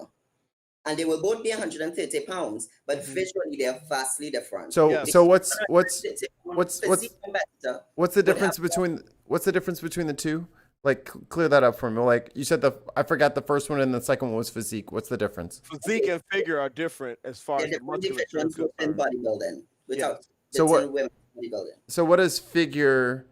Like, what's a figure like postmark for me versus a physique? Figure might be considered more about symmetry and cuts and things like that, whereas physique is more of there's the mass of the muscle is counted a little bit more than in figure. Men's figure. I believe you've met my fitness consigliere. You don't need to carry as much muscle as a women's physique. Yes. Think of it this way. There's women's bodybuilding. Think of it in steps. There's women's bodybuilding. Arnold Schwarzenegger. Female bodybuilders. They carry the most muscle mass and the least amount of fat, because you have to see all the striations, all the veins, the vascularity and stuff. Then there's women's physique, which is also quite muscular, but we don't want all these striations and stuff, right? Much less striations. And then there's women's figure, where we have no striations, no vascularity, but still a high level of muscle. More sculpted, yes. Yeah. And then you have bikini, which is bikini. Go on, you guys are you guys are skipping over the best part. I was waiting on this. Go ahead. Why is that the best part? Because I'm all ears. Models and bodybuilding models considerably less muscle and definition. And definition. Yes. Me and Dutch are all ears. If you guys want to describe the bikini class in great detail, we're waiting. But here's the thing, Mikey, you're missing out. Because in the physique, figure, and bodybuilding categories, there are some very beautiful women.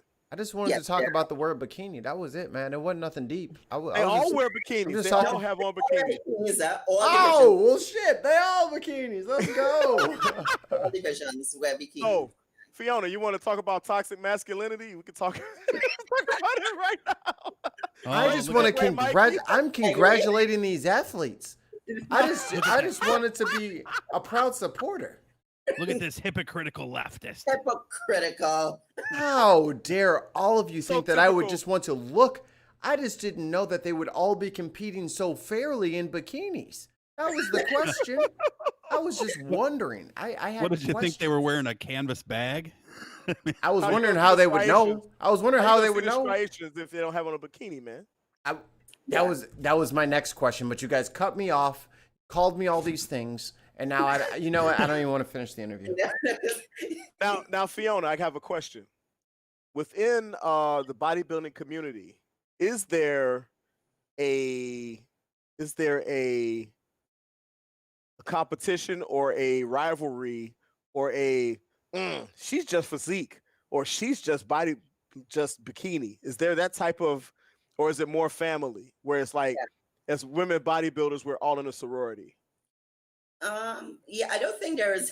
Now, some of us may snub our noses at the bikini girls. Right. Okay. Because I know in biker culture, there are those in biker culture who, if they ride Harleys, if you've got a crotch rocket or a rice burner, as they say, right, they look down upon you. Or even within the other way too. Even within the Harley, you've ran them away. Look, bagger type community. You know, a Harley rider might look at a person on a victory bagger and be like, that's a victory. It's not a real iron horse because it's not a Harley. You know also, what I mean? It might even be the same where, like, in college athletics specifically, you know, the girls on the swim team are usurped by the girls on the basketball team because they're the ones who bring in the money. And then the guys on the badminton team, you know, the guys on the football team are the ones who bring in the money, and actually people know who they are too. So I'm guessing here, because I don't know this, but it would be my guess that the ratings are probably best for bikini, right? Because all the horny men are watching them. So they probably look at it and say, well, we're the ones who bring in the money. You know, so there's a huge subculture of men that love the bodybuilders, women. But they're still a minority. I would say yes. I would vastly. But bikini has exploded in the last couple of years because, and I think it has a lot to do with the overall organization presenting bikini girls as more marketable. Right. Less intimidating and more socially acceptable. More feminine. Yeah. Less muscle automatically means more feminine, which it doesn't. But you know what? Something I think that a lot of wrong-headed men gravitate towards that bikini physique because on the low, they want a woman that they can feel power over and not someone that could possibly be their quote unquote equal. They want to have that air of superiority in some way. I agree with that. And I think that might be one of the driving forces behind, I like bikini better, because they don't want to or even admit that they're, you know, interested in that physique or that figure, because those types of competitors, those types of physique models and figure models, they represent someone who could be physically their equal. And for some of them, their physicality, for some men, their physicality over women is their identity in some way. True.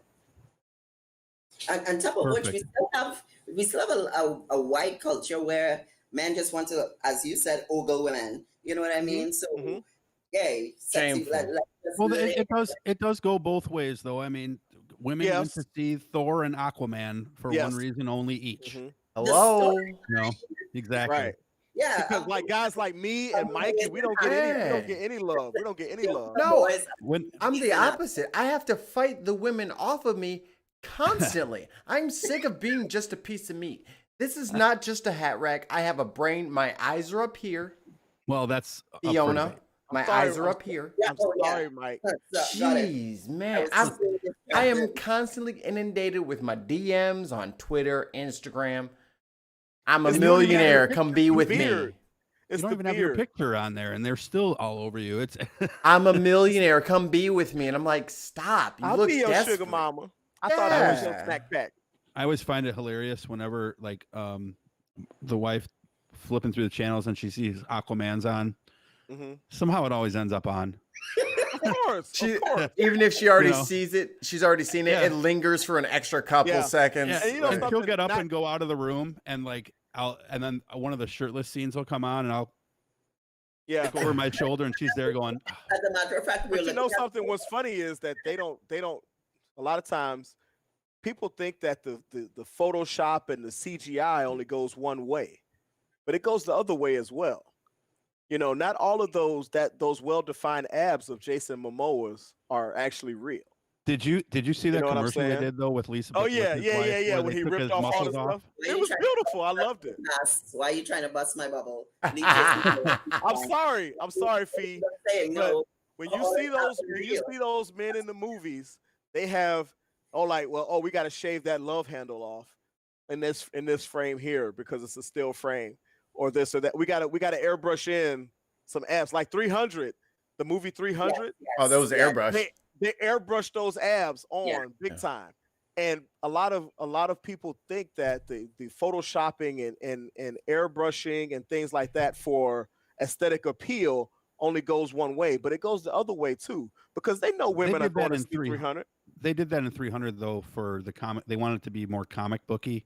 So I think in that particular case, there was a reason for it. But, and by the way, did you see, we're going to talk more about The Boys next week. I didn't even watch this weekend's show. Don't do that. But they had, come no, on. I'm not saying anything about it except this. They had apparently, I don't think this is a spoiler even. Apparently they had a sex scene between two characters where it was so vigorous they had to use body armor. Oh wow, Accurate. So wow, yeah. So what it's episode is that? I gotta watch that the one new first. one, The one you that just came out. missed. Yeah, Can I make? 4 or I haven't seen it yet. Can I make my little corner of the show here the VFU confession booth? I have a confession Please. to make. So I was talking to my fiance, and You competed as a woman in cycling? I would have got my ass dusted. I just stopped smoking a year ago, so there's no way I'm winning any kind I'll of tell you, because my endurance. wife be kicking my ass on the Peloton. Man, I'm they be just cheating. telling you. They got a low center of gravity. That ain't fair. Go ahead, confess. So These are my confessions. the Mikey Fam confessions. So the concept of like everyone knows what the hall pass is. Like, you know, like there's a celebrity that should the opportunity arise with you and said celebrity, it's a hall pass. You can't get in trouble for that. Haas calls it the Pantheon of fraternity? sister wives. I'll say, hey, guess what? Salma Hayek is in the Pantheon of sister wives, or Sade. She's in our Pantheon of sister. You know wives, that's not her or- name, right? That was the name of the group. So you know what? It doesn't matter. It doesn't matter. Okay, everybody know who I'm talking about when I talk about Sade. You Hey, right. give him the rock. Say, what is that you said? It doesn't matter what you say. I love that song, by the way. But confess. So the conversation came up between me and the fiance. And here go my dumb ass. I'm trying to guess who on the list. Right. I'm like, On Jay- her I'm trying to guess what's on her hall pass list. I'm like, oh, Okay. you probably got Jason Momoa. She's like, nah, he's too big. Seth Rogen on there? No, he ain't making either. So I'm like, all right, She all right. said Justin Timberlake and No, he wasn't on there neither. Beeb ain't on there okay, neither. go. I said The Rock. Yeah, she Ladies said must no. obviously love The Rock. She said no. Nah, He's too big. He's He's too too big. big. we was watching Community on Hulu. Yeah. Jason Bateman. Donald Glover. Oh wow, Childish Gambino. She's like, I like funny black You dudes. are I was like, sort of like a fake oh, knockoff Donald Glover. yo, You that's do- my You inspiration. kind of have that childish look. Yeah, you're childish Mike Eno. Yeah, it could have definitely been his body double for the "This Is America" video. Childish Famino. I would love I didn't know that Fambino. Donald Glover crazy. was. I didn't know Donald Glover was an Antifa member. But that's the thing. So as much as guys, we always look at, oh, she's got to love Jason Statham, The Rock, Statham, and then The Rock and Jason Momoa. In our heads, we're thinking Zac Efron. we're thinking yeah, Derek Jeter. we're thinking the big brawny dudes is because that's what we visualize that they would like. But No, that's not not all women that is like a that. Not all women like that. He called all my names, so I'm like, but that's not all ladies. And some ladies like they're just like, oh, that's too much to the extreme. And there's this whole nuanced area where guys like, you know, me, Haas, and Dutch get it in because, you know, there's some regular schmegular folk that Hey, guess people are what? really into. There is a movement for the dad bods. But No, you got I'm a little good. pooch like me. You got a little pooch, but it looks like you work out every once in a while. He said know? the pooch. You got a little Twice a front, week. It's not a whole front porch, it's just 2 steps. Oh, okay. You know what I'm saying? But they tall It's steps not a- though. But They're there's not a like whole a long. there's a whole movement towards the dad bods. And some of my wife's friends, hope they ain't listening. Some of my wife's friends actually like they're chubby chasers. They love the they love the hufty dudes. They're like, if you ain't got no gut, you ain't getting no butt. Have you lost your damn mind? No, I think it's nice that we're normalizing liking normal people as well. I believe it too. I love that. I love that. Liking normal people. Right. There's nothing wrong with a natural, nice body, and Yeah.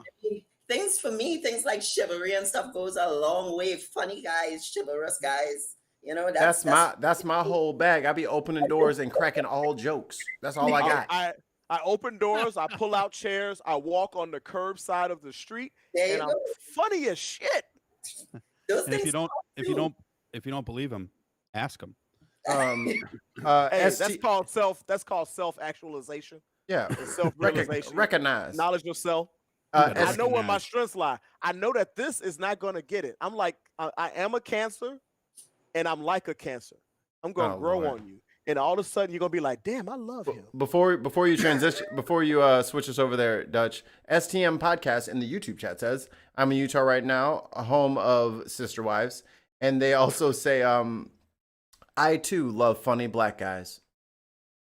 What do you got? We trending out here, dog. We trending. What can we say? Well, thank you for that comment. We also have Wifey, you better watch out. Before we get into the humidor here, we actually had a comment here. Let me see if I can pull this up real quick. Nice point of view from the left side, from T Silverheart, left us a review on iTunes. I'm new to politics, and it's great to hear from the left side of things, along with side talks of non-political things. Good balance of both is refreshing. So thank you to I know who left that comment. The guy's name is Eric, because he told me, hey, I left you a review. So thank you to Eric for that review. And let's get started with everyone's favorite segment.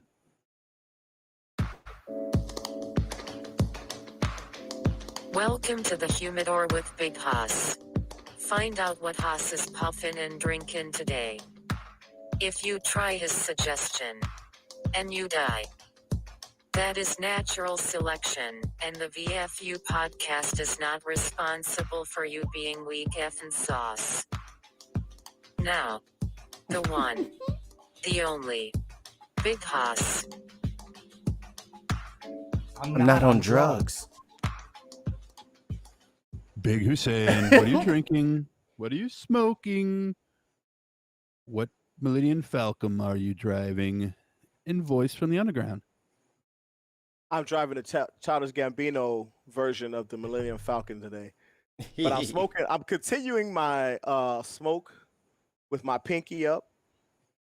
I have the #1 Cigar Aficionado rated cigar of 2019. So the most recent of the lineage of #1s in my fingertips today. It is the Aging Room Nicaragua Quattro Nicaragua Vibrato. Vibrato. The Nicaraguan vibrator? Yeah, I'm smoking a vibrator. It doubles as a cigar? Pause. This is the kind of thing that just tickles my balls. So I started a new thing.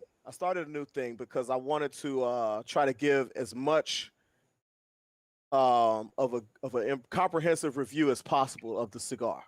So I start off smoking a cigar, not really drinking much, so I can get a kind of a naked feel for the cigar. Then I have a drink, alcoholic beverage. Today was a whiskey, and I just had it on the rocks, straight on the rocks. Then I added, because it is a whiskey, I added a little Coke to it for the sweetness. Cocaina. Made it. Well, Coca-Cola. Oh, anyway, my bad. I'm sorry. For some sweetness to see how the cigar changes in that level as well. Okay. So the aging room Quattro Nicaraguan Vibrato. It is a full profile, full body cigar. It is a Nicaraguan puro. Go ahead. Dutch. I already did it. Nicaragua. There it is. It's a Nicaraguan puro, which means that the wrapper, the binder, and the filler are all from Nicaragua. That is exactly right. We did it. The rapper, the DJ, and the front man are all and the from hype man, Nicaragua. and the hype man. They're all from Nicaragua. Yeah, the hype man. Oh, wait. I forgot to say something. I am doing the humidor today in my first pair of Jordans. Woo! I've never, ever had a pair of Jordans. Kick them off real quick. Right now. What you rocking? I'm rocking. I thought you meant you were wearing your Jordans from high school. No, I am wearing a pair of the Jordan 3-peat 8s. I don't know what that means, but my shoe fetish guy said that those were some cool ass shoes. And well, you know what they say, podcasters wear sneakers too. Jordans. I've never had a pair of Jordans because I can never. I got a little bit. I've been stretching a lot because doing some yoga there. You know, hey, the older you get, the more you got to stretch. Pliability. Fiona, give him some tips. So very true. So, as I sit here in my Jordans that I'm sure somebody spit in, you didn't even bite. You didn't even bite on the podcasters wear sneakers too. I did not. Line. I thought you were gonna bite on that, but I'm letting it go. I'm letting it go, man. Fuck them kids. You know, we got to do this Homerdor and get out of here. We got You're stuff. a lying dog faced pony soldier. So this is the vitola for this cigar is a Toro, which means it's about 6-inch long, pause, by 54 ring gauge. So if you can see, it's not too girthy, pause, but it's got a little heft to it. All right. Pause. Handmade Nicaraguan puro. It is not flavored. It is a full body cigar. And when I was smoking it naked, I got a lot of the pepper and a lot of the spicy experience from it. When I started to drink, I'm pairing it with the Uncle Nearest 1884. I don't know if you can see that. Quit moving it. I drink and I know things. Uncle Nearest 1884. And that, of course, is dedicated to Uncle Nearest, who was the black slave who taught Jack Daniels how to make whiskey. So I'm sipping it with that. I totally mistimed the. I should have played it there. I drink and I know things. And we'll fix it in post. The Uncle Nearest, the 1884 is like the little cousin to the 1856, which is a stronger batch. They gave the black guy the weaker batch. Very nice. When I've got some 1856 under the bar here, but when I drank a little bit of the Uncle Nearest on the rocks, I got a lot more of the pepper enhanced more, and I got some of the a little bit of woodsy effervescence and some leather. Pause on wood. I'm gonna pause on wood. I said woodsy. Yeah, woodsy is wood adjacent. We're gonna pause it anyway, just to be safe. We're gonna pause that. It's a pre-pause. Okay. Preemptive pause. But and the more I smoke, the more I am experiencing and being able to identify the leather portion of the experience of the cigar. Now, this is I would call this a mild box press. Can we see student number one here? Can I see? Mild box press. Thank you. If I can see the profile, You see how it's ovaled? It's not quite the parallelogram that I'm used to with your box presses. It's not quite but yes, rectangular or anything like that. But correct. There is some flatness there if you look. Question, teacher. Is that intentional, or is that just because they did a shitty job at making the box press? No, there's nothing. In the world of premium cigars, there's nothing that is not intentional. Everything is intentional. The box press, it adds a different dimension to the smoke to me. I don't know what it is. I'll have to get more knowledge on why, because like if you've been listening to the Humidor, you know I am partial to the box press. I really like the square box press. It's a fan favorite. But the box press just it burns a little differently. It just the whole experience is different from a box press to a regular round. But it's really cool. This cigar was rated 96 by Cigar Aficionado, and it earns every bit of it. Like I said, when I'm smoking it and I'm taking sips of the 1884 on the rocks, I got a lot more of the spicy and the pepper and a little bit more leather. And when I have the Coke with it, I'm gonna do it right now. It always astonishes me how he gets the taste of leather, like the smell of leather. Hold on, it's not really a taste; it's a smell. It's more of an olfactory thing. Okay. Because I was gonna say you're doing a little bit too much S&M. Hey man, you gotta keep the marriage fresh. Quit judging, Dutch. God damn, the judgment is not allowed in the Humidor. But here's the judgment thing. is allowed everywhere. Here. You're gonna love my nuts. So what I did was I put some 1884 in here, about a finger and a half, pause, and I put some Coke in. Speaking of fingers, Coca-Cola. And cocaine is a hell of a drug. Right. The sweetness of the Coca-Cola, it mutes out the white pepper. It mutes out a lot of the spice. Muting the whites again. That's right. The leather kind of remains in the sense, but there's if you really focus, there's a subtle sweetness that comes out of the cigar that is not related to the Coca-Cola, but it's a different type of sweetness. I almost want to say it's not a date, which is super duper sweet. It's more like a raisin. It's like a little raisin. Student number one here again, teacher. One quick question. Now you're talking about like all these leather and white peppers and all these different olfactory, sensory feelings that you're feeling at this point in time. Is that something that has to come after the fact, or is this from the leaves themselves? You know something? There are no additives. It's all leaf. So everything you're getting is a result of what's in the earth that the leaves are grown in. Did they like bury a white pepper shaker grinder underneath the tree, or like how does that happen? You got to realize that, the rotational aspect of farming. You farm and you have a lot of different things that you farm on certain land to rotate the crops so that nutrients aren't overutilized by a certain crop. You know what I mean? So in large part, it's because of that aspect of the earth. So that earth is rich in all these different nutrients and has all these different crops that have grown in it. So therefore, that infuses into the growing of the leaf. Like tobacco. You know what I'm saying? Yeah, tobacco leaf. No, tobacco from The Simpsons, where they mixed tomatoes and tobacco. I don't know about. Oh yeah, I remember that episode. That was nasty. And then Ralph Wiggum took a bite out and was like, "It tastes like grandma." First of all, there's a whole lot of questions there about grandma.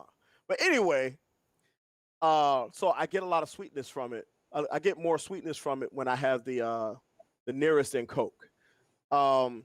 This cigar is great. I don't know that this is the best cigar I've ever had. Ooh. But it's pretty high up there. I like it a lot. Aging Room is a brand that has a really good reputation, and I am recently becoming familiar with Aging Room cigars. And everyone I've had, I've enjoyed. And I will say that this is a very, very good cigar. I would definitely buy at the very least, a 5-pack of these cigars. I would give this a 4.65 on my leaf scale. And I have a question for Fee there. Fee, what is the cigar culture in Trinidad and Tobago? Is it a big category? Is it a big thing there, cigars, or no? As far as I see, no. Okay. I was just wondering because, Dominican Republic, Mexico, Nicaragua, and other Caribbean countries, right, they really gravitate and enjoy the cigar culture. I was wondering if it was the same in TNT. No, we have a very small cigar culture. Okay. Very, very Okay. Very cool. Okay. Thanks. Thank you. So I would give this a 4.6, 4.65. I would definitely at least get a 5-pack and kind of sit it in the back. You know, not everybody's going to get this cigar when they come over and ask, hey, you got a stick? No, you're not getting this one. You know, I'll take the bands off that Trump 2020 and give you that one. You still got those sitting around. Mm-hmm. All right. I actually smoked one the other day. I had, they sent me 3. And I smoked one on the humidor. And I smoked the other one the other day because I felt like smoking, but I didn't want to smoke one of my good cigars. So I smoked one of my middle of the road joints, and that was the Trump 2020. Well, gross. And I'm sure that you felt urged to vote for him. I did not. Got a tracking device in it. Yeah. We know a black man smoking the cigar right now. Look at my African American over there. He's in a 5G area. Oh, look at my African American over Smoking here. under Trump 2020. They got smoke signals now. They usually go with the Wi-Fi signal, but they just use smoke signals. He's just another black man supporting Trump, just like all of them. In his own way. Oh God. All right. So let's move on here and move to our main issue. Of course, 2 hours in, we're finally at the main issue. But so we'll try to keep this somewhat brief. But as I share here, Friday, we lost Supreme Court Justice Ruth Bader Ginsburg. So Donald Trump had been talking, like, it's interesting because what to do with, because she's been in failing health lately, and, let's call a spade a spade. Alito's older, Thomas is older, so there's 2 justices over 80. Well, now there's 1. There's 2 who are 70, I believe, and the rest are somewhat young. But we lost Ruth Bader Ginsburg at 87. Had a lot of health issues lately. Real champion for women's rights. And, again, 2020 is the gift that just keeps on giving, but I can't find the fucking receipt. So, unfortunately, the death, of course, as we knew would happen, was going to trigger this debate because Trump had even been talking about putting up his Supreme Court nominees and challenging Biden to do so.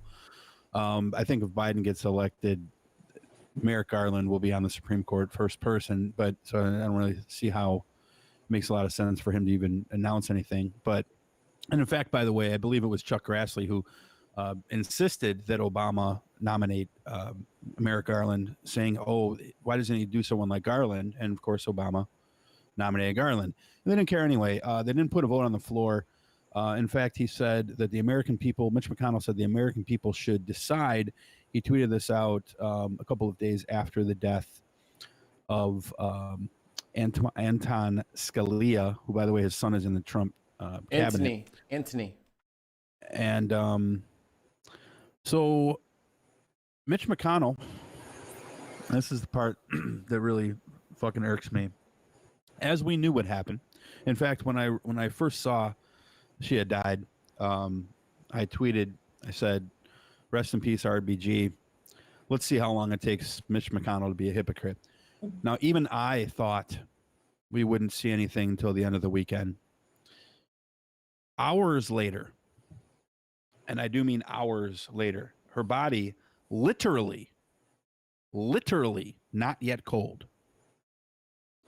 And Mitch McConnell says that the Senate will vote on Trump's nominee to fill Ruth Bader Ginsburg's Supreme Court seat. Now saying that because of the fact that it's not, he said, "Oh, but what I said was that no Senate of an opposing party has nominated anyone since 1880, and this isn't a new president, this is a re-election, so it's different." The hypocrisy here, which was expected, is astonishing to me. especially for a group of folks who fly under the banner of Christianity. And they say, that hypocrisy is a sin. Now, it's bad enough that they say that, lack of humility and boasting is a sin, which Trump does constantly. Hourly. But now McConnell is saying that they will put this on the vote. Now, there have been a few GOP senators who have contested this, but Ted Cruz, whose name somehow is on Trump's list, has said that he can't wait to vote. Basically, he's like, "Oh, she was a great person, but we're going to have a contested election, so we need to put someone on the Supreme Court." Let me just say this: if you consider yourself an evangelical and you are excited for them to vote on a new Supreme Court nominee prior to the election or in the lame duck period, you are categorically, unequivocally, and up and down your ass a fucking piece of shit. You're a hypocrite. You're a fucking hypocrite. You are unchristian. And you don't care about anything except for the things that you say that you don't care about. And don't give me this shit, but abortion. We want to save kids' lives, so it's worth it. Because you and I both know that abortion will not be made illegal once they once they get to the point where they have a new SCOTUS on the bench, regardless of whether or not it's a Republican or not, because it's a wedge issue, and they like Steve Cox said last week, they don't actually want to change these wedge issues. They want to be able to fight over these wedge issues, right? So they are hypocrites. I am sick of the hypocrisy. I'm sick of the standing for one thing and doing something else. I am sick of them telling me that they have the right to run rampant over our democracy and over our Constitution. This is appalling to me, and to do it hours after her death. Like, I can see Mitch McConnell's erection when he heard the news. Pause. Literally. I mean, you're going to love my nuts. This is dishonorable. And let me just close on this. It's not about who he would put on the Supreme Court. Because let's be frank, Kavanaugh and Gorsuch both already voted to uphold abortion. Mm-hmm. They're actually not as conservative as you might think that they are. Why do you say that, Dutch? Because Ben Shapiro didn't like either one of them. Right. He wanted Amy Coney Barrett the whole time. By the way, that's going to be your new SCOTUS. Or what they might do is they might nominate an African-American woman to own the left. Yeah. But it's not going to be for Trump. It's not about who he's putting on the bench. It's about putting someone on the bench so that his legacy stays, and McConnell as well. Teeter turtle. So my message to Mitch McConnell specifically, this really isn't even to Trump, because Trump, of course, is going to nominate someone. Mitch McConnell, seriously, go sit on a dick. You're a fucking piece of shit. You're a hypocrite, and go fuck yourself. How about that? So I have no respect for you as a human. I didn't have any before, but you're the worst senator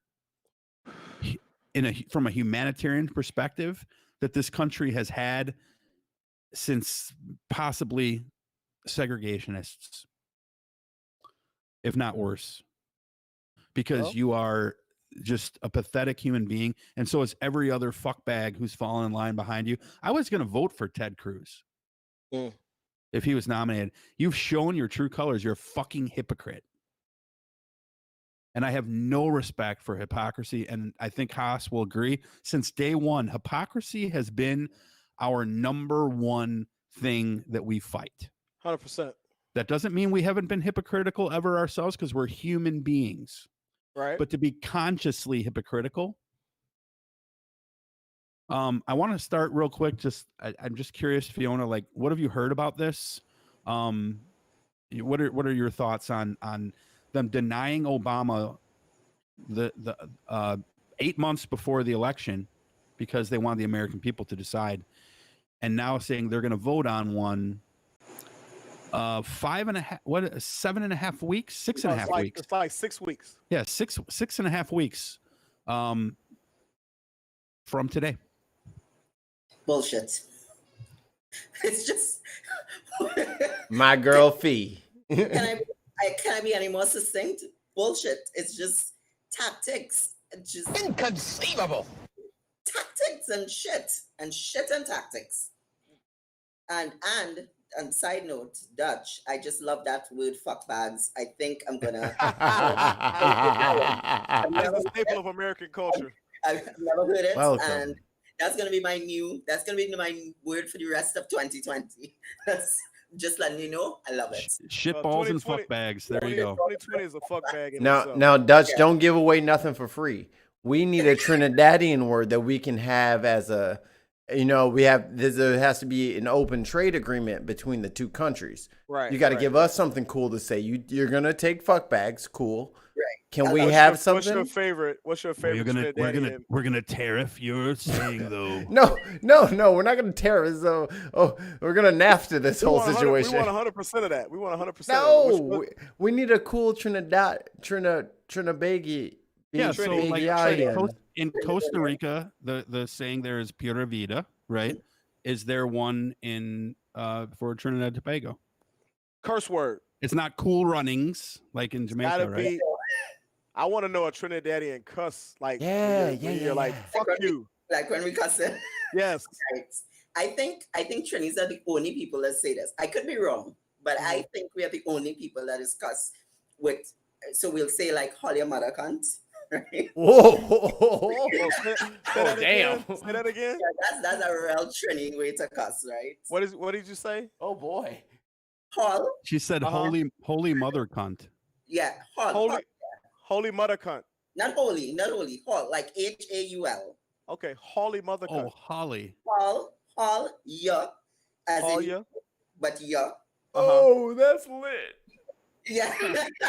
Finish it. Right. Crack-a-lackin'. Then you say mother. Uh-huh. So it's not mother. It's mother.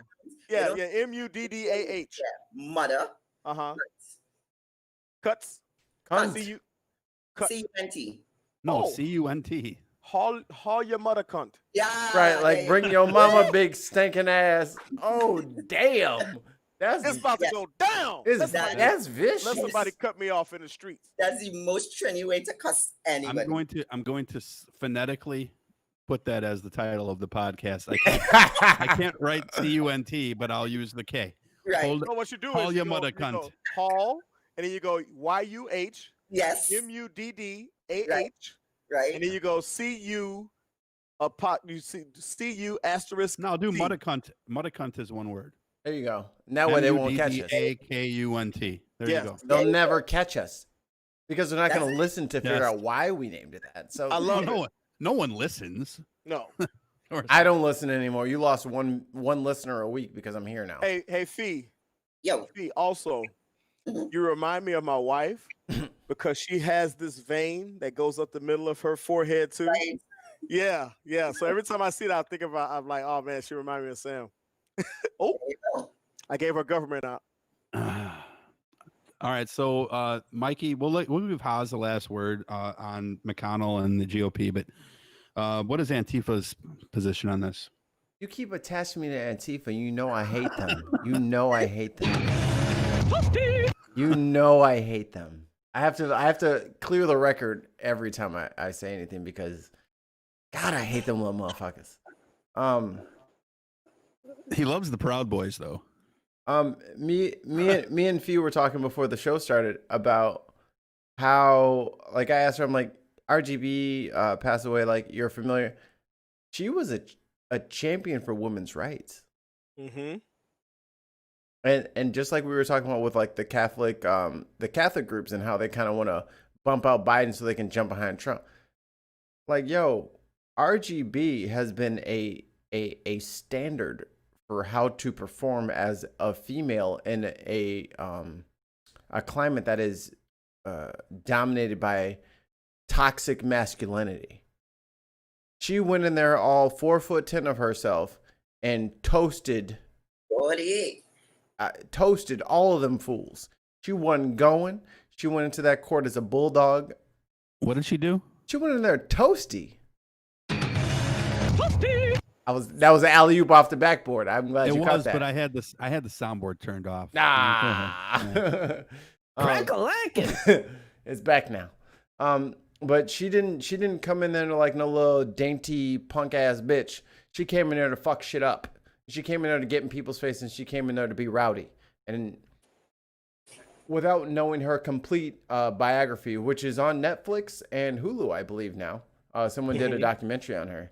And they also had that movie on the basis of sex, which was about her too. Yeah, I'm gonna do my research, and I'm gonna learn a bit more about old girl, because she was not like, she got cancer 53 times last year, and cancer died. She ain't no punk. She is not no punk. So go ahead, RGB. Not a ton of things that Clinton did that were just across the board great. She was one of the best nominations there, and also the second woman ever on the Supreme Court after Sandra Day O'Connor. So it was historic in a lot of ways. And she obviously was a champion for women's rights. Yeah. I know conservatives hate her because she's a liberal, but honestly, let's be honest with ourselves. Outside of equality, she was actually not super liberal. She's a Clinton appointee. She had some conservative leanings. So she wasn't by any means conservative. I'm not misrepresenting that, but she was a Clinton she was a Clinton Democrat. Middle of the road then. And Clinton, I would say Clinton is to the right of a lot of people in the Democratic Party today. Hillary was as well. So, it's Haas, I'll let you close out the podcast on this. Okay. And then before we go, we'll get all Fiona. We'll say goodbye to Fiona, but give us close us out on your thoughts on RBG and Mitch McConnell. Well, first, I want to just give a little bit of respect and reverence to Ruth Bader Ginsburg for what she represented, not only for women, but for the pursuit of justice and the pursuit of, even though she was liberal in her leanings, she stuck to the rule of law. She stuck to, she tried to take a lot of her personal feelings and things out of it like a judge should, and it's in short supply in public and in politics and in the judicial system these days. You see more and more judges,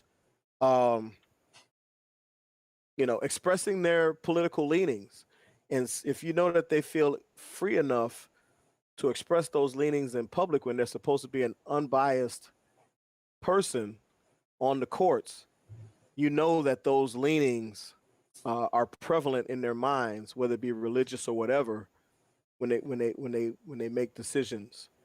And you wonder what other biases they may have that that go into the decisions that they make.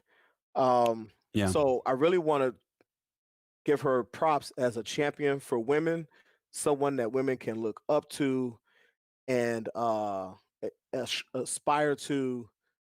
I want to do that. What else she did? I'm going to step on you, but I just thought of this.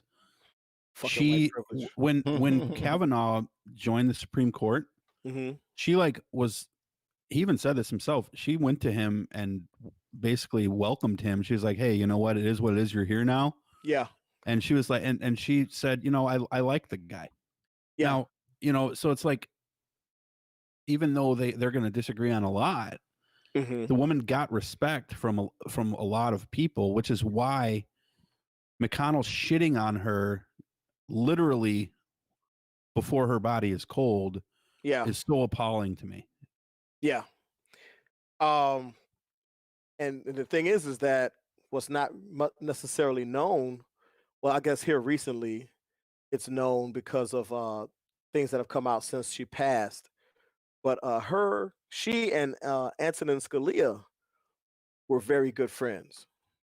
So that shows how she was able to put political ideologies aside and look to the person. And I think that, we need more of that. That seems to have been lost here lately. I have a lot of friends that are conservative, and I've tried my best not to unfriend them. It's difficult sometimes. It's difficult when I really want to unfriend Dell.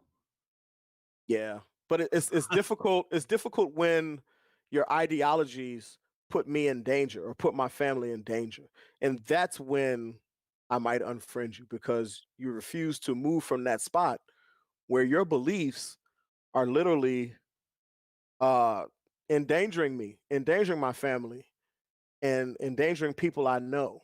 So that's where that happens. But from the RBG McConnell angle, looking at that, how callous can you be? Even in his statement, you could tell that he gave no shits about her.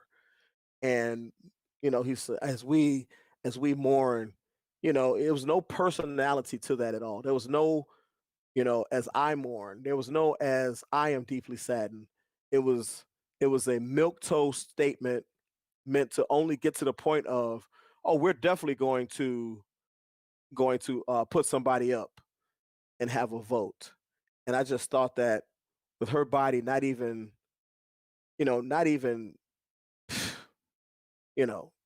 it's basically minutes.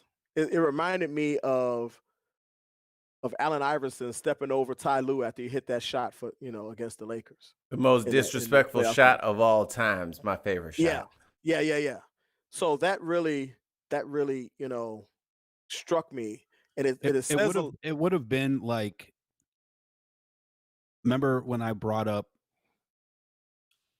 Chadwick Boseman when Jock Nerd was on, and I said we got to talk about, because we'll be but that's a movie, right? It would almost be like we could talk about it.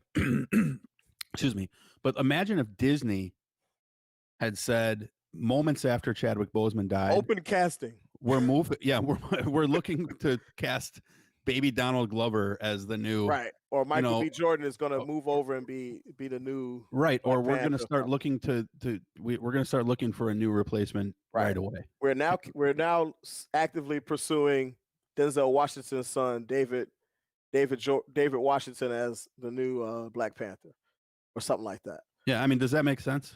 No, it doesn't. It's callous, it's cold, but what else should we expect? But here's the thing. For the Democrats, you got to fight. You cannot lay down on this. And, I want to close, because we're talking about hypocrisy. I want to close on a quote that I saw from Voltaire.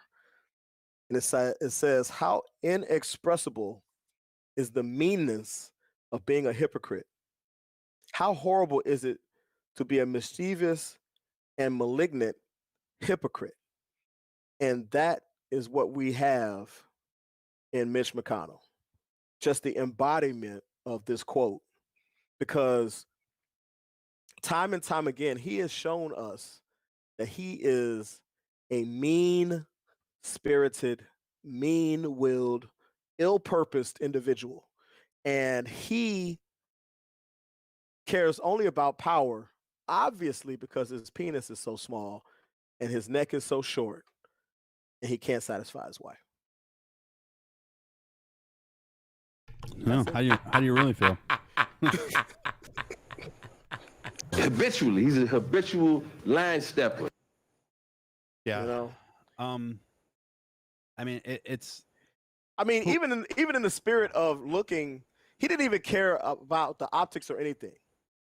You know, he could have waited, you know, because she died on what, Friday? Yeah. He could have waited until Monday. He could have waited until tomorrow to put that Because out. Twitter went ablaze, as you can imagine, right away, Right. just like it did with Chadwick Boseman. What's going to happen with Black Panther 2? Like, I get that people have things But that they root that doesn't for. mean you have to put something out. Right. The entity doesn't, right? Like Disney didn't, you know what I mean? Right. Right. Of course they're not going to do that. Right. He couldn't even wait until from a Friday to a Monday. Right. Right. He had to put something out right then. And in closing, I just want to put a shot to RBG. Thank you for what you represent to my daughters, who I'm going to definitely make sure they know all about you. And thank you for what you represent for the pursuit of unbiased justice. There you go. This is an alcohol, but just quick question. Callie just said something too, especially during Shiva for her. Yeah. And I read something that someone. Oh, that's right. That's a great point. Someone who dies, and I forget. I can't say the name. That there's a Jewish holy holiday that just started, and someone who dies on the first day of this holiday is someone who is highly revered and highly possessing of integrity, et cetera, et cetera. I guess it's an honor from a Jewish standpoint to die on the first day of this holiday. And I wish I could remember the name of it and how to pronounce it, but I'm sorry. Please forgive me, any Jews listening. It's not out of disrespect. Well, I already, Yom Kippur is. It's not Yom Kippur. Though, it doesn't start. It's something else. It doesn't start. I don't think for a few days, but 27. I don't. But what is there's a Jewish holiday that starts Rosh Hashanah? that started Friday. Is it It may have been Rosh Hashanah. Rosh Hashanah started at sunset on the 18th, Friday. Oh, okay. I did not know that. Yeah. I know Yom Kippur is like so that's right now. that's for someone to die on that day of the Jewish faith. That's a high honor in their faith. So it's fitting that someone of her stature and her ilk died on that day. So right. Much respect. So fuck you to Mitch McConnell. Unfortunately, he's leading the woman who is the Air Force or Marine veteran who is running against him. I want to say Martha McSally, but I know that's not it. That's the one in Arizona. No, it's not it. I forget the gal's name, but I checked that right away too. Hopefully that will change that. See if the people in that state have any integrity, but unfortunately I doubt that they do, because I will say this: the one area where the right has always beat the left is when it comes to their vigor for SCOTUS nominees. Mm-hmm. The left just doesn't seem to think or care about it, and I don't understand that. They're getting to care more now, but up until recently, I think Merrick Garland woke them up, to be honest with you. It's when they started noticing, hey, you know what? It's important to have centrist, at least, judges. And when I say centrist, I'm not talking about people who are in the middle on issues. I'm talking about people who have their leanings on issues, but they're not partisan. So, they may be, pro-gun, but also pro-life, or pro-choice. I mean, Mm-hmm. you know what I mean? So he does need to go. And also I do want to correct Callie and Chaz Hubbard pointed out that it was the Catholic, it was a Catholic organization that is supporting Trump. And I didn't know that. I believe I may have said the Catholic Church, so my apologies for that. But nonetheless, I am curious to know, like, what do you guys think is going to happen with this? What lame duck period I'm thinking is probably when this is going to happen. I can't see this going through before the election. I just don't see how it's possible. But does he have the majority? Well, he has the majority, though. Collins and Murkowski have said they will not vote at all. Then the whip will get a couple of Democrats then.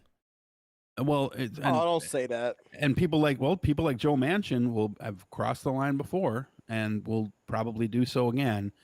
But I think Grassley has come out and said he wouldn't do it, but this was before she died. A lot of people have been asked about this, but it was always hypothetical previously, and now obviously it's not hypothetical anymore. So Murkowski did say she will not. She will stick to her gun. So credit to Murkowski on that one. You don't get that a lot from this current iteration of the GOP. They used to be way better. Yeah. Reagan's there's Reagan had a lot of issues, but they would spinning in run his Reagan grave. out. They would run Reagan out now. Absolutely. They would run him out of the GOP if he was. Well, maybe they wouldn't, because I think the current format is whoever's in charge, that's what we are too. And that's what I've always been. Let me prove it. And then they make up some bullshit. You know what I mean? Like, they're so wishy-washy now. There is one slight ray of hope, though, here with Martha McSally, actually, in Arizona, is that is actually a special election.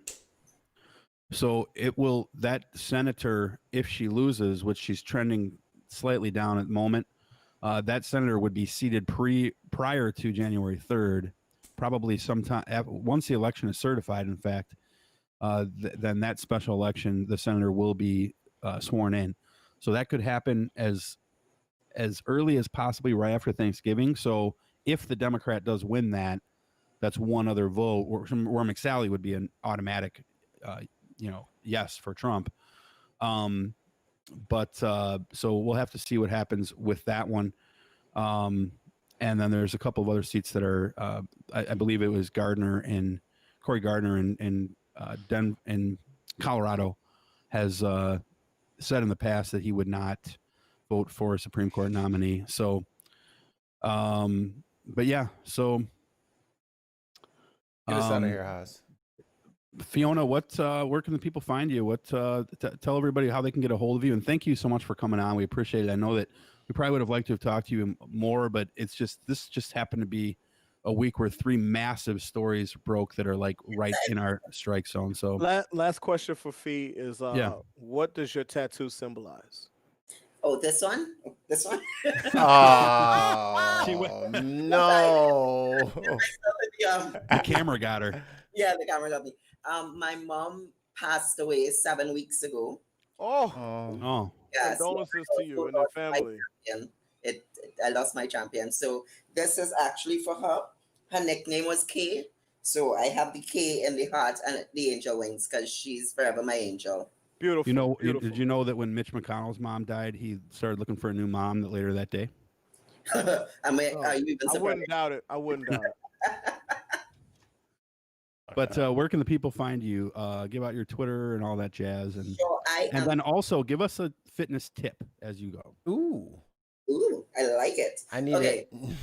I am Fit Diva Fee on Instagram and Twitter, and Fiona Branker on Facebook. And my fitness tip is spell out your Instagram for us real quick. Sure. Fit FIT Diva DIVA Fee FI. Perfect. Yeah. There you go. Yeah. And on Instagram and Twitter, and Fiona Branker on Facebook. And my tip is always the same when anyone asks me, it's drink more water. I think everybody could just drink, we're what, 65, 67% water? 80. And yeah, maybe more. We can all stand to drink more water, especially those of us that have been indulging in alcohol. Got him. And you know this, follow up that alcoholic drink with I'm gonna have a bottle of water. I always take a bottle of water up to bed with me. Haul your Muddascunt, Haas.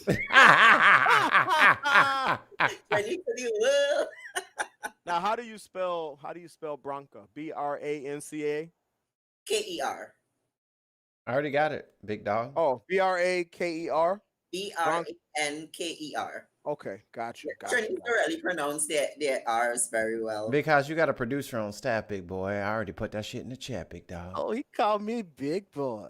I already got you talking about. You already taking care of big dog. You already know I got this. All right. Hey, well, we love having you White on. Sox, by the way. Yes, beautiful. Yeah. I love the Sox, man. Love the Sox. Clinched a playoff berth. Unbelievable. I got to see many fireworks displays when I was coming up on the low end of Chicago from the Sox and the Chicago Hitmen. So Right. Hey, Hitman. Hey. Fuck the White Sox. All right. Well, with that being said, we will sign out here for the day, listener. Next week we have two. I mistakenly said that this show was this week. It's actually next week. We have two conservatives coming on. One of whom is an author. Oh yeah. Yep. We have an author coming on the show, and then we also have Jeff Dornick coming back, who is the founder of the American Conservative Movement. So I'm sure that we'll have the fireworks going here too. So haul your Muddascunt back to the underground. Peace out, everybody. Peace. Good night. Bye. Bye, Fiona.